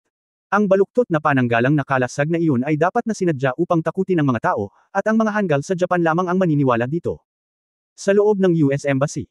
Ang Ambassador of the Kingdom of Heaven to the United States ay nakikipagnegosasyon sa Secretary of Foreign Affairs ng United States, ngunit ang nilalaman ng negosasyon sa pagkakataong ito ay napakapantasya. Mula sa astronomiya at heograpiya hanggang sa sinaunang kasaysayan ng kaharian ng langit hanggang sa makabagong kasaysayan ng kaharian ng langit, masasabing pinag-usapan ito ng Ambassador ng kaharian ng langit mula simula hanggang wakas. Inaantok ang US Foreign Minister. Saan tayo nag-usap ngayon lang? Oh, siya nga pala, napag-usapan natin ang tungkol sa dinastiyang Song ng ating makalangit na kaharian. Ang dinastiyang Song ng ating makalangit na kaharian ay nagmana ng 5 dinastiya at 10 kaharian at dinastiyang Yuan. Panahon, ang ika-320 taon ng ika-18 emperador, ito ang nangungunang kapangyarihan sa mundo sa panahon ng kaunlaran at kasaganaan sa panahong iyon. Ang sinaunang kasaysayan ng ating kaharian ay umabot sa ika-3 taon ng Xianping sa Northern Song Dynasty. Ang unang revolusyong industrial, ang per capita GDP ay $1,250 lang. Malapit nang bumagsak ang ministrong panlabas ng US, mahal na Ginoong Ambassador, ano ang gusto mong sabihin pagkatapos mong masabi ang napakaraming bagay dito? Ano ang gusto mong sabihin? Nagkunwaring nalilito ang Heavenly Ambassador, hindi ka ba magsasagawa ng military exercise sa harap ng aming bahay? Kailangan kong sabihin sa iyo ang tungkol sa ating kasaysayan, upang magkaroon ka ng malalim na pag-unawa dito. Sa pamamagitan ng paraan, ang ating bansa ay nasa lahat ng dako. Ito ay isang kayamanan. May mga lumubog na barko sa lahat ng dako sa ilalim ng dagat, at ang mga barko ay puno ng mga kayamanan. Ay, sayang naman, nasa loob ng territorial waters namin, pero ayaw naming mangisda. Nakakahiya talaga magkaroon ng napakaraming mga antig. Siya ay nagyayabang sa buong lugar, at ang US Foreign Minister ay hindi na nakatiis. Sir, gusto mo bang tulungan ka namin sa Estados Unidos na iligtas ang kayamanan mula sa ilalim ng dagat? Oh, ang sarap sa pakiramdam. Nagliwanag ang mga mata ng Ambassador of Heaven's Kingdom, hindi ka ba pupunta sa aming military exercise? Bakit hindi ka magpadala ng ilang logistic supply ships para tulungan kaming mangisda nito, at hayaan ang lahat na ibahagi kung ano ang mayroon sila? Ito ay win-win situation. Pagkatapos ay bibigyan ka namin ng ilang pambansang utang. Napakagandang bagay. What the hell? Pwede ka na lang magpaputok kapag nakapasok na ang barkong pandigma natin sa territorial waters ng bansa mo, at kahit ano pang sabihin natin, baliwala. The US Foreign Minister decisively changed the topic. Nga pala, Mr. Ambassador, hindi ka pa naghahapunan, di ba? Bakit hindi tayo sabay kumain? Hindi nakalimutan ng Ambassador ng Heavenly Kingdom ang layunin ng pagdating sa oras na ito at pagkaantala ng oras. Pagkatapos ay dapat nating tiyak na antalahin ang oras. Isang ideya ang pumasok sa isip niya, at bigla siyang nakaramdam ng inspirasyon. Nga pala, muntik ko nang makalimutan. Doon sa Turtle Island, isla ng Pagong. Mahalagang balita ito.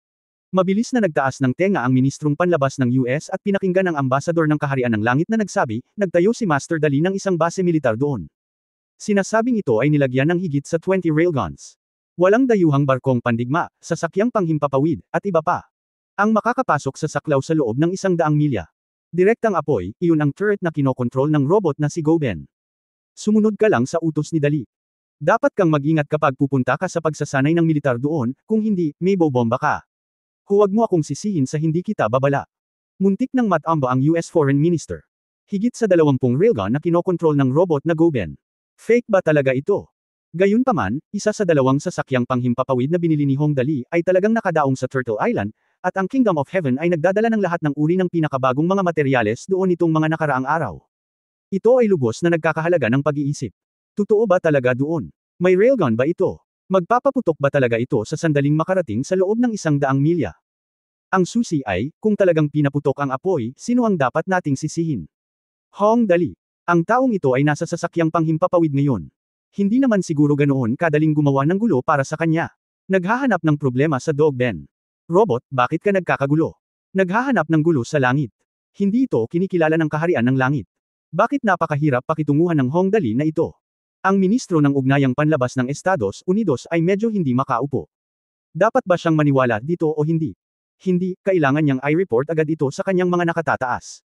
At least, dapat niyang tuparin ang kanyang mga obligasyon. Kung tungkol sa iba pang mga tiyak na bagay, kung gayon walang ganoong bagay. Anong nangyari sa atin? Mahal na Ginoong Ambassador, mabilis na tumayo ang ministro ng panlabas ng Estados Unidos, bigla kong naalala na mayroon pa pala akong gagawin. Ito ay apurahan. Ikinalulungkot kong patawarin ka. Sige, gawin mo na. Kung gayon, babalik muna ako. Ang Ambassador of Heaven ay nakaramdam ng pagmamalaki at pagmamalaki sa harap ng mga Amerikano sa unang pagkakataon sa kanyang buhay. Napakagaling ng gayong kahangahangang pagmamayabang. Ang lahat ay salamat sa lakas ng ating young master na si Dali. Kung susubukan mo ang isang bagay na kahangahanga sa kanya, ito ay magiging isang ganap na pagpigil. Ito ang tinatawag mong tunay na kahangahanga. Wow, hahaha. Sa kaharian ng langit. Tungkol sa katotohanan na ang Estados Unidos ay darating sa tarangkahan ng langit upang magsagawa ng mga pagsasanay sa militar, alam na ng mga tao rito ang tungkol dito sa panahon ng impormasyon ngayon, ang mga bagay na ito ay hindi may tatago. Siyempre, hindi na kailangang itago ito, kung sino ang wala sa kanila ang tanga. Ang opisyal na forum ng Hong Dali. Sa ngayon, ang opisyal na certified post bar ng Hong Dali ay may halos 5 milyong miyembro. Kani-kanina lang, kakaunti ang mga nagpo-post dito. Ngunit nang marinig ko na ang Estados Unidos ay darating sa mga pagsasanay sa militar, ang target ay si Hong Dali pa rin, ang young master. Agad namang huminto ang lahat. Niloloko mo ba ako? Pang-display lang ba ang mga bagay na ginawa ng young master? Kasinungalingan ba ang pagbawi ng Turtle Island? Nandoon pa rin ang 3 barkong pandigma ng Hapon na blackmail. Paano maglakas loob ang Estados Unidos na kumuha ng inisyatiba na lumapit at humingi ng mga tao? Hindi ito dapat gamitin para sirain ang kanilang mga problema. Para kay young master, mga kapatid, kung ang mga moldito na Yankee na iyon ay maglakas loob na lumapit at humingi ng mga tao, lalabanan ko sila. Kung sinusuportahan ninyo ako, mangyaring i-like. 8,974,115 click, 441,574 na likes, 21,547 reply. Mga kapatid, nandito si Young Master para sa atin anong mga pakinabang ang dulot ng kaharian ng langit. Siguradong sobrang inggit ang mga Amerikanong ito. Hindi natin dapat hayaan silang magtagumpay. Suportahan ang Young Master. Mga pag-click 54,147,147, mga gusto ng 645,122, mga tugon ng 45,415. Kakarampot. Sa itaas, Hong Dali's napakaraming die-hard fan ang lahat ay sumusuporta kay Hong Dali. Ang opisyal na Weibo ng Hong Dali ay tumaas mula 30 milyong tagasunod hanggang sa higit sa 10 milyon sa magdamag, direktang umabot sa higit sa 45,471,154. Change search engine, lahat ng mga kaugnay na balita tungkol sa Hong Dali muli, ito ay naging focus ng atensyon ng mga tao. Pinag-uusapan ng lahat ang tungkol sa ehersisyong militar ng Estados Unidos. Kasabay nito, lahat sila ay nag-iisip kung paano maiiwasan ni Hong Dali ang krisis na ito. Tutal, tumutunog ang mga kalkulasyon ng mga Amerikano. Kahit ayos lang si Hong Dali, wala naman silang makukuhang benepisyo, di ba? Pintuang daan ng langit. Ang Resource Chamber of Commerce ay natapos na. Sa oras na ito, ang mga tao ay walang interes sa pagpupulong, at lahat ay nagsasalita tungkol sa pagsasanay militar ng US. Video, sa pagkakataong ito ang Estados Unidos ay nagpadala ng 3 aircraft carrier formations upang salakayin ang iyong tahanan na Dali. Napabuntong hininga si Liu Yewei, malaki ang mukha ni Dali. Ang problema ay hindi madaling lutisin ang bagay na ito. Oo. Masasabing ang ekonomiya ng Japan ay ibinagsak lamang ni Dali. Natatakot ang Estados Unidos na sila na ang susunod. Sinabi rin ni Muti, kaya ngayon gusto nilang husgahan si Dali. Ang problema ay sa panig natin, hindi talaga posible. Napakahirap, hindi ito ganoon ka-simple, sa pagitan ng mga bansa. Si Hong Wigyu ay hindi masyadong natakot, ngumiti lang siya, huwag kang mag-alala, ang mga Amerikanong ito ay hindi magtatapos ng maayos, sigurado ako. Kagawaran ng depensa ng US. Bakit ka nalang magpapaputok kapag pumasok ka sa radius na 100 milya? Anong umutot? Masungit na sinabi ni Yitra, kailangan kong makita. Talagang naglakas loob si Hong Dali na makipagbarilan muna sa atin. Sinimulan niya tayong salakayin. Talagang matatakot tayo sa kanya. Ano? Naging maingat ang Salon. Pinag-isipan niya iyon at sinabi sa malalim na boses, hindi ko masabi kung totoo o hindi. Hindi makahusga si Hong Dali sa pamamagitan ng sentido komun, kaya ang opinyon ko, mag-ingat tayo. Talagang imposibleng magpadala ng mga drone at unmanned ships para makita kung kaya niya talagang magpaputok. Kung hindi siya makapaputok, hehe. Magandang ideya, gawin natin ito. Naningkit ang mata ni Yitra at tumawa. Ang sabi, kung hindi ka magpapaputok, ito ay isang mahinang persimmon. Diretso tayo sa Turtle Island. Hehe, gusto kong makita kung ano ang misteryosong ginawa ni Hong Dali doon.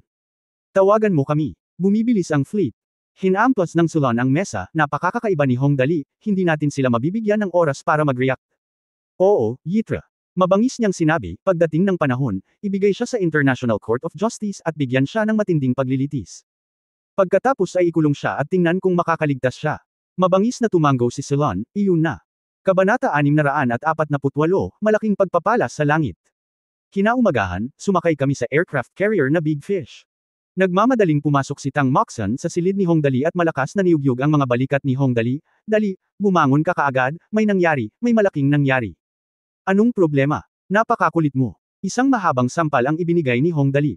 Siya ay humikab at nagtanong, ano ang nangyayari? Ano ang mas mahalaga kaysa sa aking pagtulog? Sa pagkakataong ito ay tiyak na mas mahalaga ito kaysa sa iyong pagtulog. Sabi ni Tang Moxon na may pag-aalala, ang Estados Unidos ay magsasagawa ng pagsasanay militar, at sinasabing ito ang magiging kaharian ng langit. Ang dahilan ng pagbigay nito ay ang nagpadala ka ng isang mamamatay tao upang patayin si Taro Gomoto, ang presidente ng Kunifuta Zaibatsu ng Japan, na nagdulot ng kaguluhan sa ekonomiya sa Japan at napakasama ng kalikasan.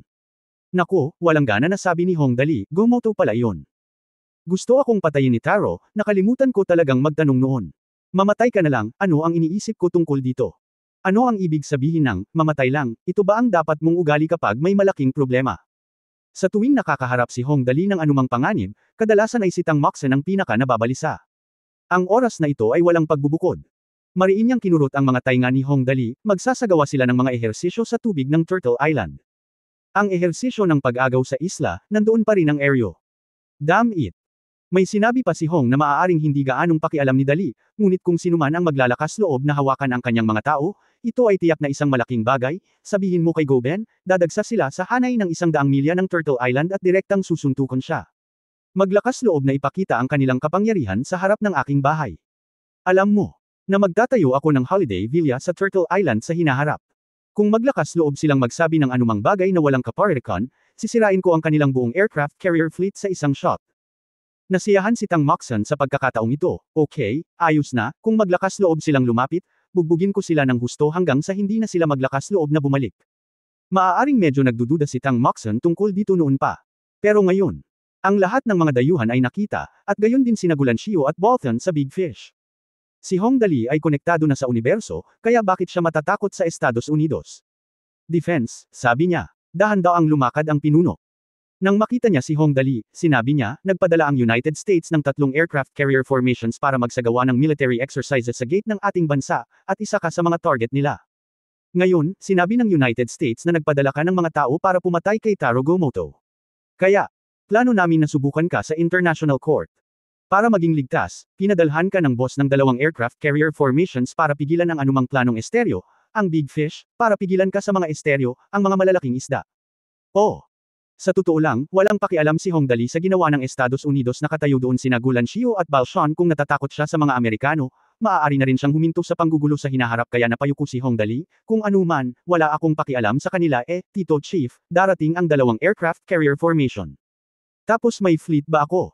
Oo, ngumiti ang pinuno. Ano ang iyong mga plano? Biglang lumiwanag ang mga mata ni Hong Dali. Gusto kong maging hari ng pirata, paano? Ubu, ubo, ubu. Ang mga salita ay nagpagalit sa kanya. Ikaw bastard, nagmamaneho ka ng sasakyang panghimpapawid at naging isang pirata. Hindi ba't nakakapanabik? Tumingin si Hong Dali sa malawak na dagat, hahaha. Mga pirata, ang iyong kapatid na si Dali halika, ibigay ang iyong mga armadong kayamanan sa lalong madaling panahon, at ililigtas ko ang iyong buhay. Pagkatapos, umikot ang buong mundo kay Hong Dali, ang alibughang anak. Sa ibabaw, ang mga bagay ay kalmado, ngunit sa katunayan, may mga magulong undercurrents. Maaga sa ikatlong araw, si Yitra ay nakikipag-usap sa mga kapitan ng tatlong Garth-class aircraft carrier. Nagtanong si Yitra, saan ka pupunta ngayon? Sumagot ang kapitan, bumalik kay Yitra, Minister La, nakapasok na tayo sa karagatang Pasipiko at patungo sa kaharian ng langit sa bilis na 30 milyang dagat kada oras. Itla, napakahusay, magpatuloy, tandaan na huminto kapag humigit kumulang 100 nautical miles ang layo mo mula sa Turtle Island. Pagkatapos ay magpadala ng dalawang unmanned ships pasulong upang makita kung talagang makakapagpaputok ang Hong Dali. Kapitan, nauunawaan, Ginoo. Pagkababa ng telepono, ngumiti ang kapitan at sinabing, hehe. Mayroon tayong napakalakas na puwersa, talagang karangalan niya ang pumunta sa langit upang makakuha ng alibughang anak. Ang buhay na ito ay hindi walang kabuluhan. Ang deputy captain sa gilid ay tumango at nambobola, tama, Mr. Kapitan, Hong Dali. Hiniling sa amin ng alibughang anak na ito na magtalaga ng napakalakas na puwersa. Masasabing lubos kaming pinarangalan. Oo nga pala, kapag malapit na kami sa Turtle Island. Kunin mo na lang, bahagyang pinaikit ng kapitan ang kanyang mga mata at sinabing, sirang isla lang ito. Nagkaroon ng pagtatalo. Dati. Sa pagkakataong ito ay pupunta tayo at nagpapatrol malapit sa lugar ng dagat na iyon, at pagkatapos ay makikita natin kung ano ang reaksyon ng kaharian ng langit. Kung hindi sila mangangahas na magpadala ng mga tropa, sila ay direktang sasakupan. Ito. Matapos mailabas ang isang ulat sa TV, ang mga mata ng lahat ng bansa sa mundo ay nakatuon sa kaharian ng langit. Tatlong US aircraft carrier formations ang nagsasagawa ng joint military exercises. Kasabay nito, naglabas ang Japan ng pahayag na determinadong sumusuporta sa internasyonalistang diwa ng Estados Unidos at determinadong labanan ang kasuklam-suklam, tuso at tusong pagpatay kay Hong Dali. Kasabay nito, hiniling nito sa United Nations na ipitin ang kaharian ng langit at gawin ito anuman ang mangyari. Dalhin si Hong Dali sa korte ng militar, kung hindi ay masisira ang kapayapaan sa mundo, at ang mga mahahalagang tao sa bawat bansa ay nasa ilalim ng malaking banta. New York, USA, United Nations Security Council.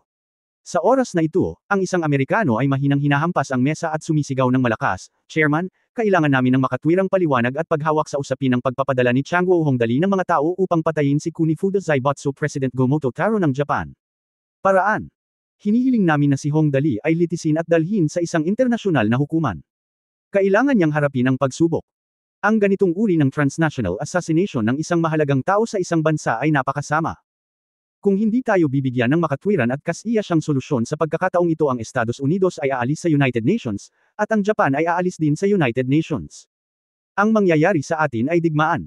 Ang kanyang mga salita ay lubhang matatag at hindi sumusuko. Walang alinlangan na kapag ang chairman ng United Nations Security Council ay nagsalita ng walang kaparekan, sisirain nila ang pinto at aalis, at pagkatapos ay sumiklab ang isang pandaigdigang digmaan. Isang Amerikano ang nanguna, at ang foreign minister ng Japan ay patuloy ding nagpupunas ng kanyang mga luha dito. Habang pinupunasan ang kanyang mga luha, sinabi niya, Tagapangulo, ang ating bansa ay palaging kumilos at umunlad ang ekonomiya nito nang may kapayapaan ng isip. Si Hong Dali ng kaharian ng langit ay nagseselos.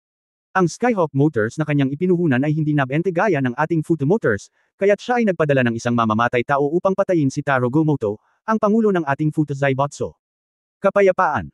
Ang pagkamatay ng presidente ng Futo Zaibatsu na si Go-Moto Taro ay naging sanhi ng daan-daang libong tao na mawalan ng trabaho. Kung hindi natin ito haharapin sa hinaharap, ang ating bansa ay masasabing tearjerker ang performance niya, na ikinalungkot at iniiyakan ng lahat. Napakaganda ng kanyang pagganap. Ang Direktor General ng United Nations ay nakinig sa dalawa na magkasabay na kumanta. Sa iba pang mga bagay, ang Estados Unidos ay dapat magbigay ng mukha sa Estados Unidos. Pagkaraan ng ilang sandali, tumanggaw siya at nagsabi, kung ganoon. Kung gayon, hihingi ako ng tulong sa kaharian ng langit. Hayaan si Hong Dali na pumunta sa International Court of Justice at harapin ang paglilitis. Ang International Court of Justice ay hindi isang bagay na maaaring puntahan ng kahit sino. Sa pangkalahatan, ang mga gangster na nakikibahagi sa mga internasyonal na pag-atake ng terorista. Tanging ang mga nakagawa ng pinakakarumaldumal na krimen, na nagdulot ng hindi mabilang na mga casualty, ang dadalhin sa paglilitis ng International Court of Justice. Sa oras na iyon, mapapanood ng mga tao sa buong mundo ang live na broadcast. Kapag dinala na si Hong Dali sa korte na ito, tiyak na masentensyahan siya ng daan-daang taon sa bilangguan. Nang sabihin ito ng chairman, tumigil sa pagtatrabaho ang diplomat mula sa kaharian ng langit at sinabi sa malalim na boses, Chairman, bago pa matukoy ang sanhi at epekto ng usapin, hindi magandang direktang arestuhin ang mga tao, tama ba? Sinabi nila na nagpadala si Hong Dali ng isang assassin upang pumatay sa kanya. Gohan Taro, mayroon bang anumang ebidensya? Sa pagkakaalam ko, ang kanyang paggastos ay hindi isang prodigal, ang kanyang paggastos kay Dali ay hindi isang prodigal. Sila, syempre may ebidensya. Malakas na sabi ng Japanese diplomat. Ang pangalan ng pumatay ay Blood Demon. Siya ay mula sa sikat na killer organization na Sand Eagle Group. Ang pang-apat na pumatay sa mundo ay ang 5 presidente na pinatay niya. Lahat tayo ay may mga surveillance video. Mga video sa pagsubaybay. Ngumisi ang diplomat ng Heavenly Kingdom. Sinabi, nakasakit ng maraming tao si Gomoto Taro. Sigurado ka bang ipinadala siya ni Hong Dali? Syempre sigurado ka. Sinabi ng Amerikanong diplomat, kami ay dumaan sa isang tumpak na pagsisiyasat at lubos na natitiyak na ang taong iyon ay si siya ang dugong demonyo ng organisasyong Agila. Hindi lamang namin gustong ilagay si Hong Dali sa paglilitis, ngunit nais din namin ganap na sirain ang Sand Eagle Organization. Ginagawa namin ito para sa kapakanan ng kapayapaan sa mundo. Okay, everyone, huwag kayong maingay. Ang chairman ay natural na nasa panig ng Estados Unidos. Kung tutuusin, kung sino ang world hegemon ngayon, alam pa rin ng chairman, si Hong Dali ang nagpadala ng dugong demonyo para patayin si Gomoto Taro. Napanood ko na ang video. Wala talagang paraan. Mali. Kaya't umaasa ako na maibigay ng kaharian ng langit si Hong Dali, at ang International Court of Justice ay natural na magbibigay ng paliwanag sa lahat, para maiwasan ang lahat na masaktan ang salitang, kapayapaan. Ano? Magpakabait ka, ba? Tumayo ang diplomat mula sa langit at lumabas, nakikipagsabwatan ka at gusto mong makipagkaibigan tayo, imposible. Bilang hegemon sa mundo, ang Estados Unidos ay palaging itinuturing ang sarili bilang internasyonal na pulisya. Ang United Nations ay palaging kontrolado nila, at malinaw na walang masasabi sa pakikipagtalo sa kanila. Dati itong panakip butas ng kapayapaan sa daigdig, ngunit ngayon ay hindi na ganoon kadaling pag-usapan ang ekonomiya ng Japan ay nasa malaking kaguluhan, at ang Estados Unidos ay natural na natatakot na ang Hong Dali ay manggugulo sa kanila. Alam ng Diyos kung susundin ng Estados Unidos ang mga yapak ng Japan.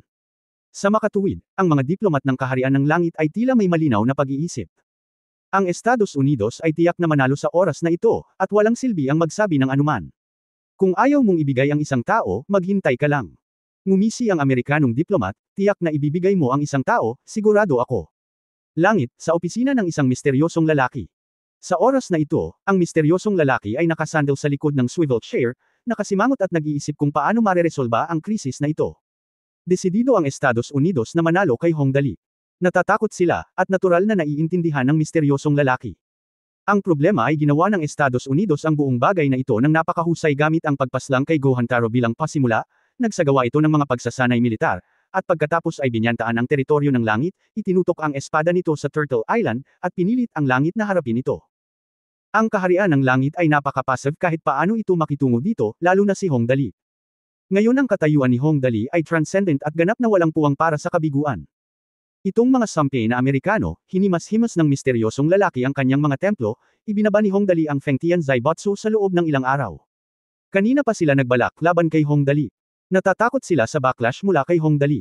Ano ang dapat nilang gawin? Paano natin pinakamahusay na mareresolba ang krisis na ito? Habang iniisip niya ito, tumunog ang telepono. Matapos kunin ng misteryosong lalaki ang telepono, ang pinakahuling ulat ay nagmula mismo sa telepono, Boss, ang United States ay nagbabanta sa United Nations Security Council at humihingi ng paglilitis. Pinipilit na ako ngayon ni Hong Dali at gusto niyang ibigay namin si Hong Dali ng direkta sa International Court of Justice. Hindi.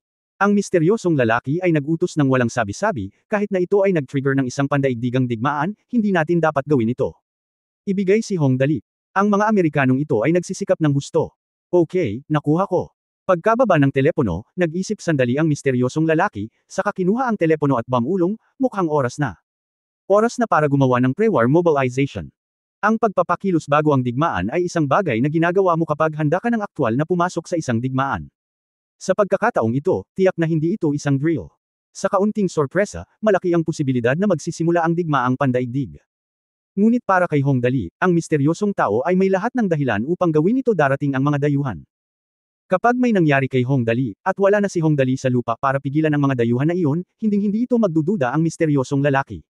Posibleng, ang alien mothership ay direktang magpapaputok sa Earth. Sa universo, ang puwersa ay palaging ang unang elemento.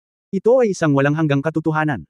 Dahil dito, kinuha ng misteryosong lalaki ang telepono at bago i-dial ang numero ay may biglang kumatok sa pinto. Si Dr. Ai Hui, na naging responsable sa pagsubaybay sa indicator ng swerte ni Hong Dali, ay nagmamadaling umalis na may dalang malita. Pagpasok pa lang niya, mapilit niyang sinabi, "Boss, may problema sa lock tester ni Hong Dali, at isa itong malaking problema." "Ano? May mali sa lock tester?" Biglang tumayo ang misteryosong lalaki at biglang nagtanong, "Ano ang nangyayari?" Ang swerte ni Hong Dali ay nakaranas ng malaking pagbabago. Sinabi ni Dr. Ai Hui, inilagay ang malita sa mesa ng misteryosong lalaki, kinuha ang tagasubok ng swerte mula sa loob, at sinabi, "Lider, tingnan mo." Napatingin ang misteryosong lalaki sa lock tester. Nang makita niya ito ay natigilan siya. Sa oras na ito, ang pointer sa lock tester ay biglang umabot sa tuktok nito.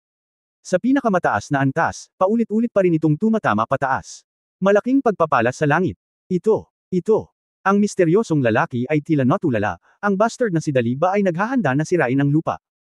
Nang mina si Lucifer kaninang umaga, hinawakan niya ang kanyang baba at naisip, oo nga pala, ang bagay na ito ay talagang mahiwaga. Saan napunta ang sumpa ng bagyo na ipinadala ko? Bakit? Walang buhay ngunit walang bangkay. Hindi, hinanap ko ang lahat ng tao sa kaharian na maaaring mga kaaway ni Hong Dali at walang nakitang tinamaan ng bagyo. O ang sumpa na ito ay tila walang bisa. Ang sumpa na ito ay tila walang bisa. Baka may kakaibang nangyari kay Hong Dali, posible talaga itong Hong Dali.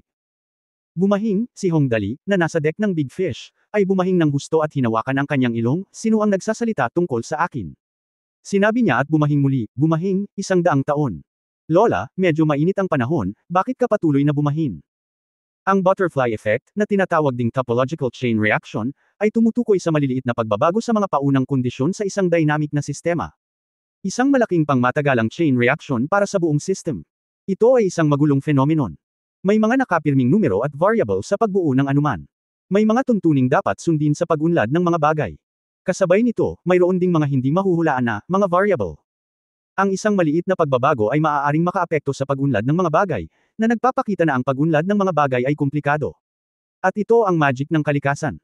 Matapos bumahing ng 2 beses si Hong Dali, pumasok siya sa isla ng Big Fish upang matulog kasama si Li Nianwei nang walang pakialam, huwag kang magkamali, hinahanap niya ang kanyang mga hita. Ngunit ang kanyang 2 pagbahin ay pambihira.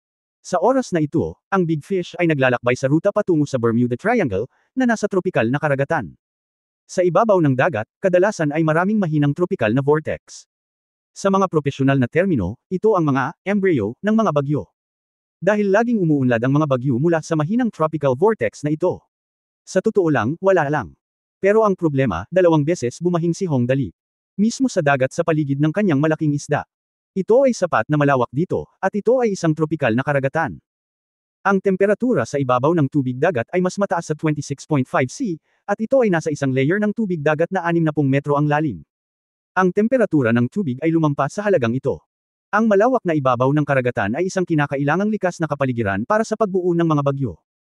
Dahil sa alitan sa pagitan ng mga molekula ng hangin sa loob ng bagyo, isang average na 3,100 hanggang 4,000 calories per centimeter dalawa ng enerhiya ang natupok araw-araw. Ang malaking enerhiyang ito ay may lalabas lamang ng malawak na karagatang tropiko. Tanging nakatagong init lamang ang maaaring maibigay. Bilang karagdagan, ang malakas na hangin na umiikot sa paligid ng isang tropikal na bagyo ay maaaring maging sanhi ng pag-ikot ng tubig dagat na malapit sa gitna. Sa sentro ng bagyo kung saan ang presyon ng hangin ay bumaba ng napakababa, maaari pa itong maging sanhi ng pagtaas ng ibabaw ng karagatan. Pagkatapos ay kumalat ito sa lahat ng direksyon, kaya't ang tubig sa dagat ay tumaas mula sa gitna ng bagyo hanggang sa mga kalapit na lugar. Sa orihinal, ang ganitong kapaligiran ay malamang na bumuo lamang ng isang bagyo, ngunit hindi kinakailangan na isang bagyo. Bago mabuo ang bagyo, nangangailangan ito ng paunang kaguluhan, tulad ng isang spring oscillator. Hindi ito manginig ng walang kaguluhan. At ang 2 pagbahin ni Hong Dali ay ang unang kaguluhan na ito. Una, mayroong isang napakahinang tropikal na puyo ng tubig sa paligid ng Big Fish. Alam namin na ang pagpapatakbo ng anumang makina ay kumonsumo ng enerhiya, na nangangailangan ng mapagkukunan ng enerhiya. Ang bagyo ay isa ring heat engine. Ito ay umiikot sa napakalaking sukat at bilis at kumonsumo ng maraming enerhiya, kaya nangangailangan ito ng mapagkukunan ng enerhiya. Ang hangin na ibinuga ng dalawang pagbahinihong dali ay sumanib sa napakahinang tropikal na puyaw ng tubig, na nagpalakas ng napakahinang tropikal na puyaw ng tubig, at nagsimulang gumalaw ng napakabagal. Sa tropikal na puyaw ng tubig na ito, ang presyon ng hangin mismo ay mas mababa kaysa sa paligid. Matapos magsanib ang dalawang pagbahinihong dali, gumalaw ang puyaw ng tubig at unti-unting bumaba ang presyon ng hangin. Ang nakapalibot na hangin ay nagdala ng isang malaking halaga ng singaw ng tubig at dam-aloy sa gitna ng puyaw ng tubig, at ang isang pataas na paggalaw ay nangyayari sa lugar ng puyaw ng tubig. Ang mamasa-masa na hangin ay tumataas at ang singaw ng tubig ay namumuo, na naglalabas ng malaking nakatagong init ng condensation, na nagsimulang magpatakbo ng malaking makina ng bagyo. Nang ang Big Fish aircraft carrier ay sumulong ng higit sa 10 nautical miles, ang tropical na vortex na naapektuhan ng dalawang pagbahinihong dali ay unang nabuo sa isang tiyak na sukat mga 20 sentimetro ang lapad. Upang sabihin na ang diameter ng higit sa 20 sentimetro ay talagang mas maliit kaysa sa isang buhok sa tuktok ng ulo ng isang tao sa malawak na dagat, ngunit alam namin na ang mga bagay ay umuunlad, ito ay nangyayari na isang tropikal na karagatan, ang temperatura ng tubig ay napakaangkop. Ang mataas na temperatura at mataas na kahalumigmigan ng tropikal na karagatan ay nagbibigay ng singaw ng tubig. Malakas na tumataas ang hangin, na nagdudulot ng condensation at naglalabas ng latent heat. Nagsimula ng mabuo ang isang bagyo. Ngunit tulad nito, ang maliit na puyaw ng tubig na ito ay hindi sapat upang magdulot ng anumang pinsala. Malamang na kung makatagpo ito ng kaunting panghihimasok, mawawala ito sa dagat magpakailanman. Ngunit ang tunay na problema ay sa oras na ito, nagkataon, isang bug zone ng hanging dagat ang nagkataong umihip, na nagdulot ng mas marahas na reaksyon, sumanib ang simoy ng dagat sa puyaw ng tubig, at ang mababang temperatura na dala ng simoy ng dagat ay tumaas pa dahil sa pagkakaiba ng temperatura sa puyaw ng tubig. Ang maliit na tropikal na puyaw ng tubig na ito ay naging higit at higit na kamangha-mangha mula sa halos 1 sentimetrong lapad ng halos 20 oras. Sa oras na ito, ang maliit na tropical vortex na ito ay gumagalaw ng mas mabilis at mas mabilis. Makalipas ang humigit kumulang 1 oras, nagkataong lumipat ito sa isang latitude na angkop para sa pagbuo ng mga bagyo. Ang pagbuo ng mga bagyo ay nangangailangan ng ilang mga kondisyon. Kung sapat na malaki ang rotational deflection force ng Earth, ang geostrophic deflection force sa Ecuador ay 0 at unti-unting tumataas patungo sa mga pole. Sa makatuwid, ang lokasyon ng bagyo ay humigit kumulang 5 o higit pang latitude ang layo mula sa Ecuador. Ang tropical vortex na ito ay nasa latitude na ito. Dahil sa pag-ikot ng Earth, isang puwersa ang nabubuo na nagbabago sa direksyon ng daloy ng hangin, na tinatawag na Earth's rotation deflection force. Kapag ang tropikal na puyaw ng tubig ay gumagalaw dito, ang pag-ikot ng lupa ay nagpapahirap sa nakapaligid na hangin na direktang dam-aloy sa mababang presyon, ngunit sa halip ay umiikot pakaliwa sa gitna ng mababang presyon. Sa oras na ito, ang maliit na tropikal na bagyo ay lumaki ng kaunti, na umaabot sa diameter na higit sa 2 metro. Sa oras na ito, mukhang napakaliit pa rin ito, tulad ng isang maliit na buto na unti-unting umuusbong at lumalaki. Sa loob ng maliit na tropikal na puyaw ng tubig na ito, sa itaas lamang ng mahinang mababang presyon, ang pagkakaiba sa direksyon ng hangin at bilis sa pagitan ng mataas at mababang altitude ay unti-unting bumababa, at sa lalong madaling panahon ang itaas at ibabang mga haligi ng hangin ay kumikilos ng sabay-sabay, na nagiging sanhi ng mabilis na akumulasyon ng init sa itaas na hangin, sa gayon ay tumataas ang temperatura. Habang ang ambient airflow sa itaas ng friction layer ay dumadaloy sa mga isobar, ang upper-level warming effect ay mas nakumpleto. Ang maliit na tropical vortex na ito ay mabilis na lumalaki at nagiging mas malaki, at sa lalong madaling panahon ang diameter ay tumataas sa 3, 4, o 5 metro. Mga metro. Kung ito ay lamang sa sukat na ito ay malinaw na ito ay hindi sapat. Ngunit ang problema ay pagkatapos ng isang araw na sikat ng araw, ang malakas na cumulonimbus na ulap ay nabuo sa ibabaw ng dagat dito. Dumaan ang maliit na tropical cyclone na iyon at nagdala ng maraming malamig na hangin dahil sa bilis ng hangin. Sa oras na ito, ang mainit na hangin sa mga cumulonimbus cloud na ito sa ibabaw ng dagat ay tumataas, at ang nakapalibot na mas malamig na hangin ay patuloy na pinupuno ito. Kapag ito ay pinainit, ito ay bumangon muli. Mabilis na ginagawa ng cycle na ito ang hangin sa itaas na mainit, ang hangin sa ibaba ng malamig, at ang hangin sa itaas ay mainit. Ang pagsingaw ng tubig sa hangin ay nagpapalawak ng hanay ng mga banda ng ulap. Sa oras na ito, ang maliit na tropical cyclone na ito ay mayroon ng diameter na halos 15 metro.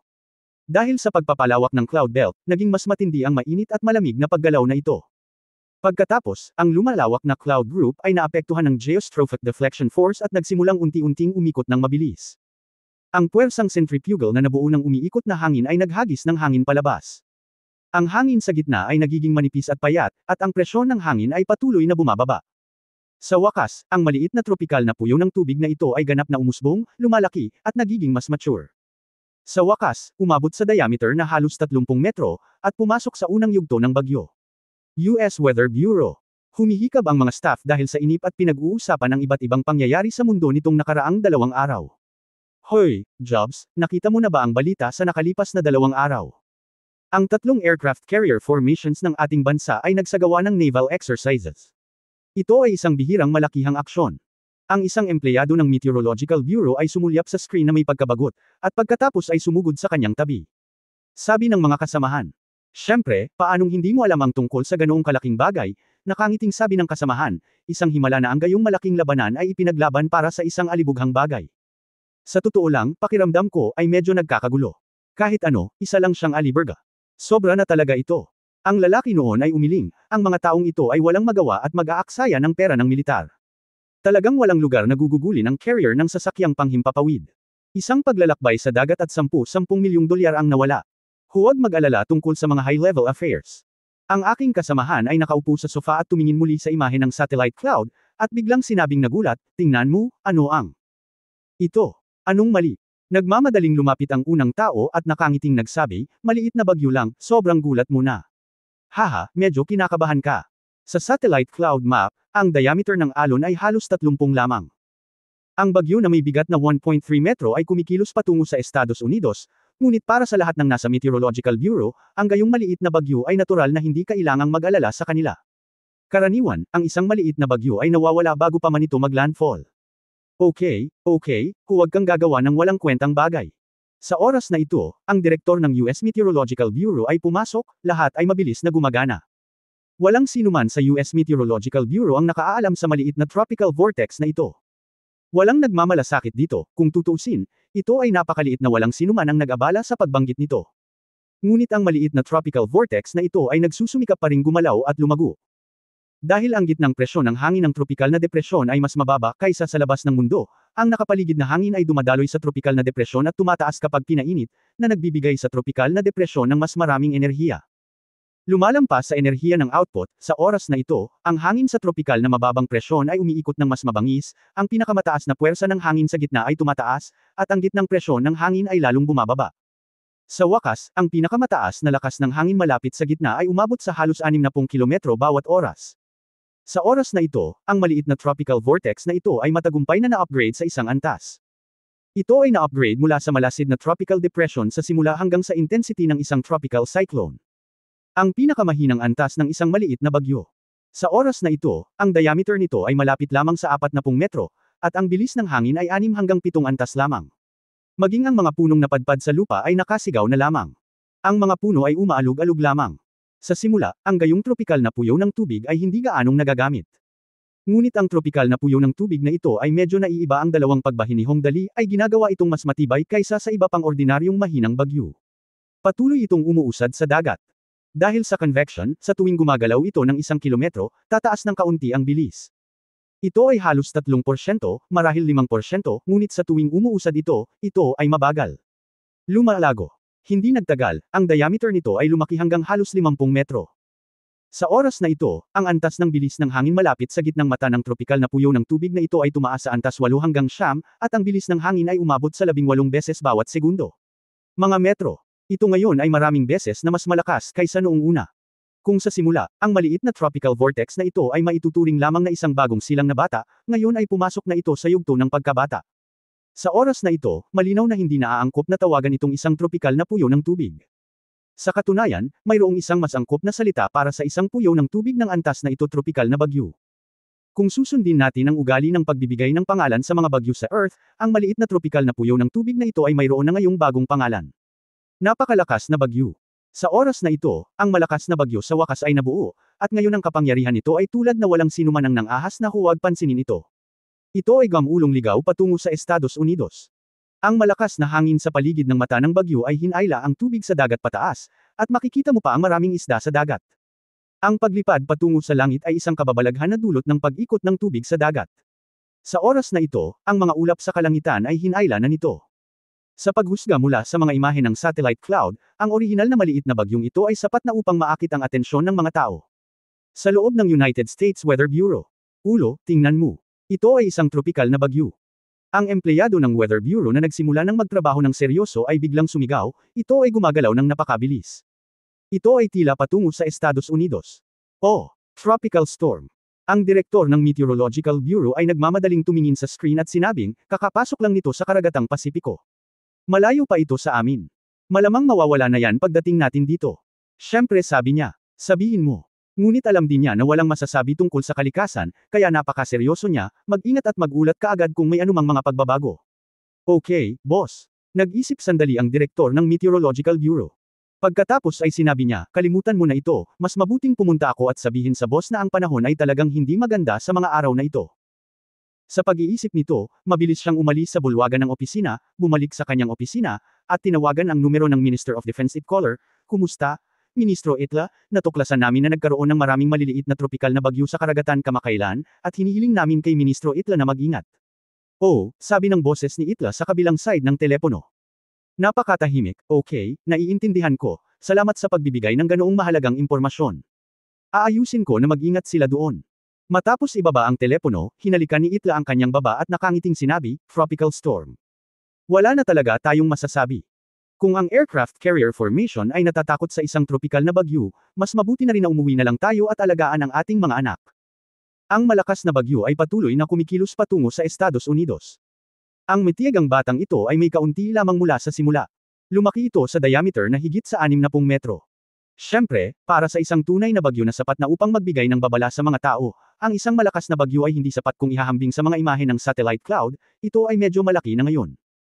Kung tutuusin, hindi naman maliit ang mahigit 60 metro, ngunit sa malawak at walang hangganang antas ng dagat, napakaliit pa rin ito. Patuloy na lumakas ang malakas na bagyo. Sa oras na ito, ang dagat ay ginawang palayok ng lugaw ng malakas na bagyo. Ang kakaibang mga kondisyon ng klima, ang mas malakas na enerhiya ng bagyo na naipon, ang kaugalian ng malalakas na bagyo ay patuloy na lumakas. Sa loob lamang ng 4 na oras, mabilis itong lumaki mula sa orihinal na 18 metro bawat segundo hanggang 30 metro bawat segundo. Sa oras na ito, ang antas ng bilis ng hangin ay umabot na sa antas 11. Ang tubig sa dagat ay hinigop at tumaas sa kalangitan. Matapos maabot ang isang tiyak na taas, ito ay itinapon sa pamamagitan ng bilis ng hangin, na bumubuo ng isang kalangitan na puno ng ulan at hamog, na sumasakop sa kalangitan at araw. Ang isang tropikal na bagyo na ganito kalakas ay matatawag ng matinding tropikal na bagyo. Kung tumama sa lupa, mabubunot ang malalaking puno.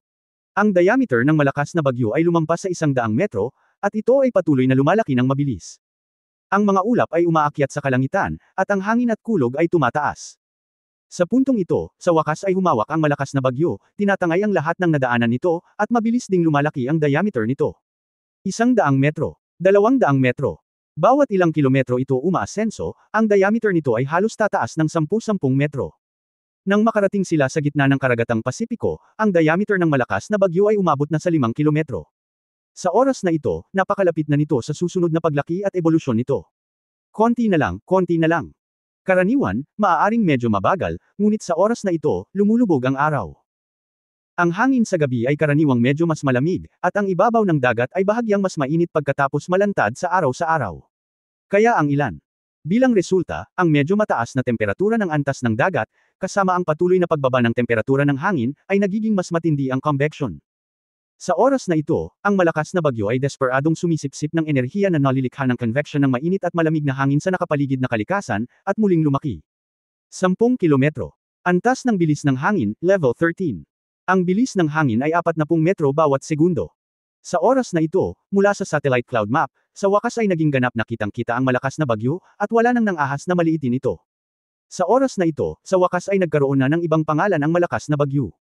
Bagyo. Ayon sa American parlance, ito ay tinatawag na hurricane. Sa oras na ito, ang antas ng dagat ay umabot sa isang nakakatakot na antas. Ang tubig ng dagat ay hinalo sa buong kalangitan, at ang mga alon sa buong ibabaw ng dagat ay higit sa 10 metro ang taas. Ang ulan at ambon na itinapon ng bagyo ay kumalat ng daan-daang milya, at ang buong dagat ay talagang nabaligtad. Kapag ang naturang bagyo ay umabot sa lupain, sapat na ang pag-angat ng mga bubong at pagbunot ng mga poste ng telepono. Sa loob ng United States Weather Bureau. Oh my God! Tingnan mo! Bagyo!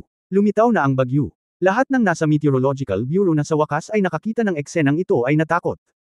In fact, speaking of it, Lagi nilang nakikita ang mga ganitong bagyo, pero iba na sa pagkakataong ito ang bagyong ito ay halos masasabing dumiretso sa Estados Unidos nang walang paikot-sikot sa gitna. At hindi ito ang pinaka-nakakatakot sa mga tao. Ang talagang nakakatakot sa mga tao ay nasa ruta ng bagyong ito sa Estados Unidos, 3 aircraft carrier formation ang naruroon. Alerto! Alerto! Lahat ng nasa National Weather Service ay natigilan. Matapos ang isang maikling panahon ng pagkabigla, siya ay naging labis na natakot, mabilis. Makipag-ugnayan kaagad sa mga superior at hilingin sa kanila na utusan ng aircraft carrier formation na baguhin ang ruta. Pumunta ka kaagad. Nagmamadali ang lahat, ngunit sa oras na ito, halata na ang kalikasan ay nagbabalak na magbigay ng isang malaking sorpresa para sa Amerika. Diyos ko! Sumigaw ang isang empleyado ng Meteorological Bureau na nakatitig sa screen ng computer, tumalaki pa. Lumalaki pa. Nakakatakot. Nakakatakot talaga. Natigilan ang lahat.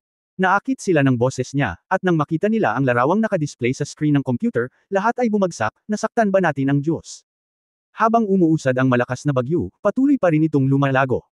Obviously, hindi siya willing na maging ordinaryong bagyo lang. Sa ilalim ng kapangyarihan ng kalikasan, ang lahat ay tila napakadali at nakaka-relax. Sa oras na ito, ang diameter ng malakas na bagyo ay lumampas sa 15 kilometro, at ang bilis ng hangin ay umabot sa 50 metro bawat segundo. Ang 15 antas na malakas na hangin ay nagdulot ng napakalaking malakas na ulan, pagtaas ng tubig sa dagat, at maging ng malalaking alon na umabot na sa 10 pagdating sa taas na metro, matatawag na itong tsunami level. Sa tubig ng dagat, hindi lamang ordinaryong isda ang itinaas, maging ang mga peteng at mas maliliit na balyena ay tinangay ng napakalaking bagyong ito. Gamulong ito sa taas na ilang daang metro at pagkatapos ay nahulog sa dagat. Ang malakas na bagyo sa oras na ito ay nasa antas ng kalamidad. Kung ito ay ilalagay sa isang pelikula, ito ay tiyak na isang disaster movie level scene at hindi ito mangangailangan ng paggamit ng mga computer upang lumikha ng mga special effect. Ngunit ito ay malayong matapos pagkatapos ng lahat. Ang malakas na bagyo ay nagpapatuloy sa landas nito patungo sa Estados Unidos. Sa oras na ito, ang bilis ng hangin nito ay naging mas mabilis, at hindi lang iyon. Ang malakas na bagyo ay gumagalaw patungo sa Estados Unidos ng mas mabilis. Ang diameter ay tumaas mula 15 kilometro sa loob lamang ng 6 na oras hanggang 40 kilometro sa madaling araw, at patuloy itong lumawak. Sa paghusga mula sa satellite cloud map, halos isang kapat ng buong karagatang Pasipiko ay natatakpan ng mga ulap at fog na dulot ng pag-ikot ng malalakas na bagyo, at ito ay lumalawak pa. Super Typhoon. Ang malakas na bagyo sa oras na ito sa wakas ay naging isang Super Typhoon. Ang Super Typhoon ang pinakamalakas na antas sa mga tropical cyclone. Kapag ang bilis ng hangin ay higit sa 51.0 mph/s/second, ito ay tinatawag na super typhoon. Ang pinakamataas na bilis ng hangin ay maaaring umabot ng higit sa 300 kilometro bawat oras. Sinisira nito ang lahat ng nangyayari. Ang malaking enerhiya na ito ay maaaring direktang magdulot ng mga sakuna sa mga tao. Ang ganitong uri ng lakas ng hangin ay bihira sa lupa at lubhang mapanganib. Nakakasira. Sa dagat, isang malakas na bagyo ang tumakip sa langit at araw, at ang mga ulap at ambon ay gamulong ng mabangis. Ang buong kalangitan ay higit sa 5,000 metro ang taas, at ang tubig at ang langit ay konektado. Tila isang galit na dragon na umaatungal hanggang sa langit sa karagatang Pasipiko. Sa oras na ito, ang mga alon ay higit sa 20 metro ang taas at ang kalangitan ay puno ng bula. Kasabay ng napakababang visibility sa gabi, ang malakas na bagyo ay gumugulong patungo sa Estados Unidos na parang araro sa bukid. Sa oras na ito, sa satellite cloud map, hindi na makikita ang partikular na anyo ng malakas na bagyo. End of this chapter.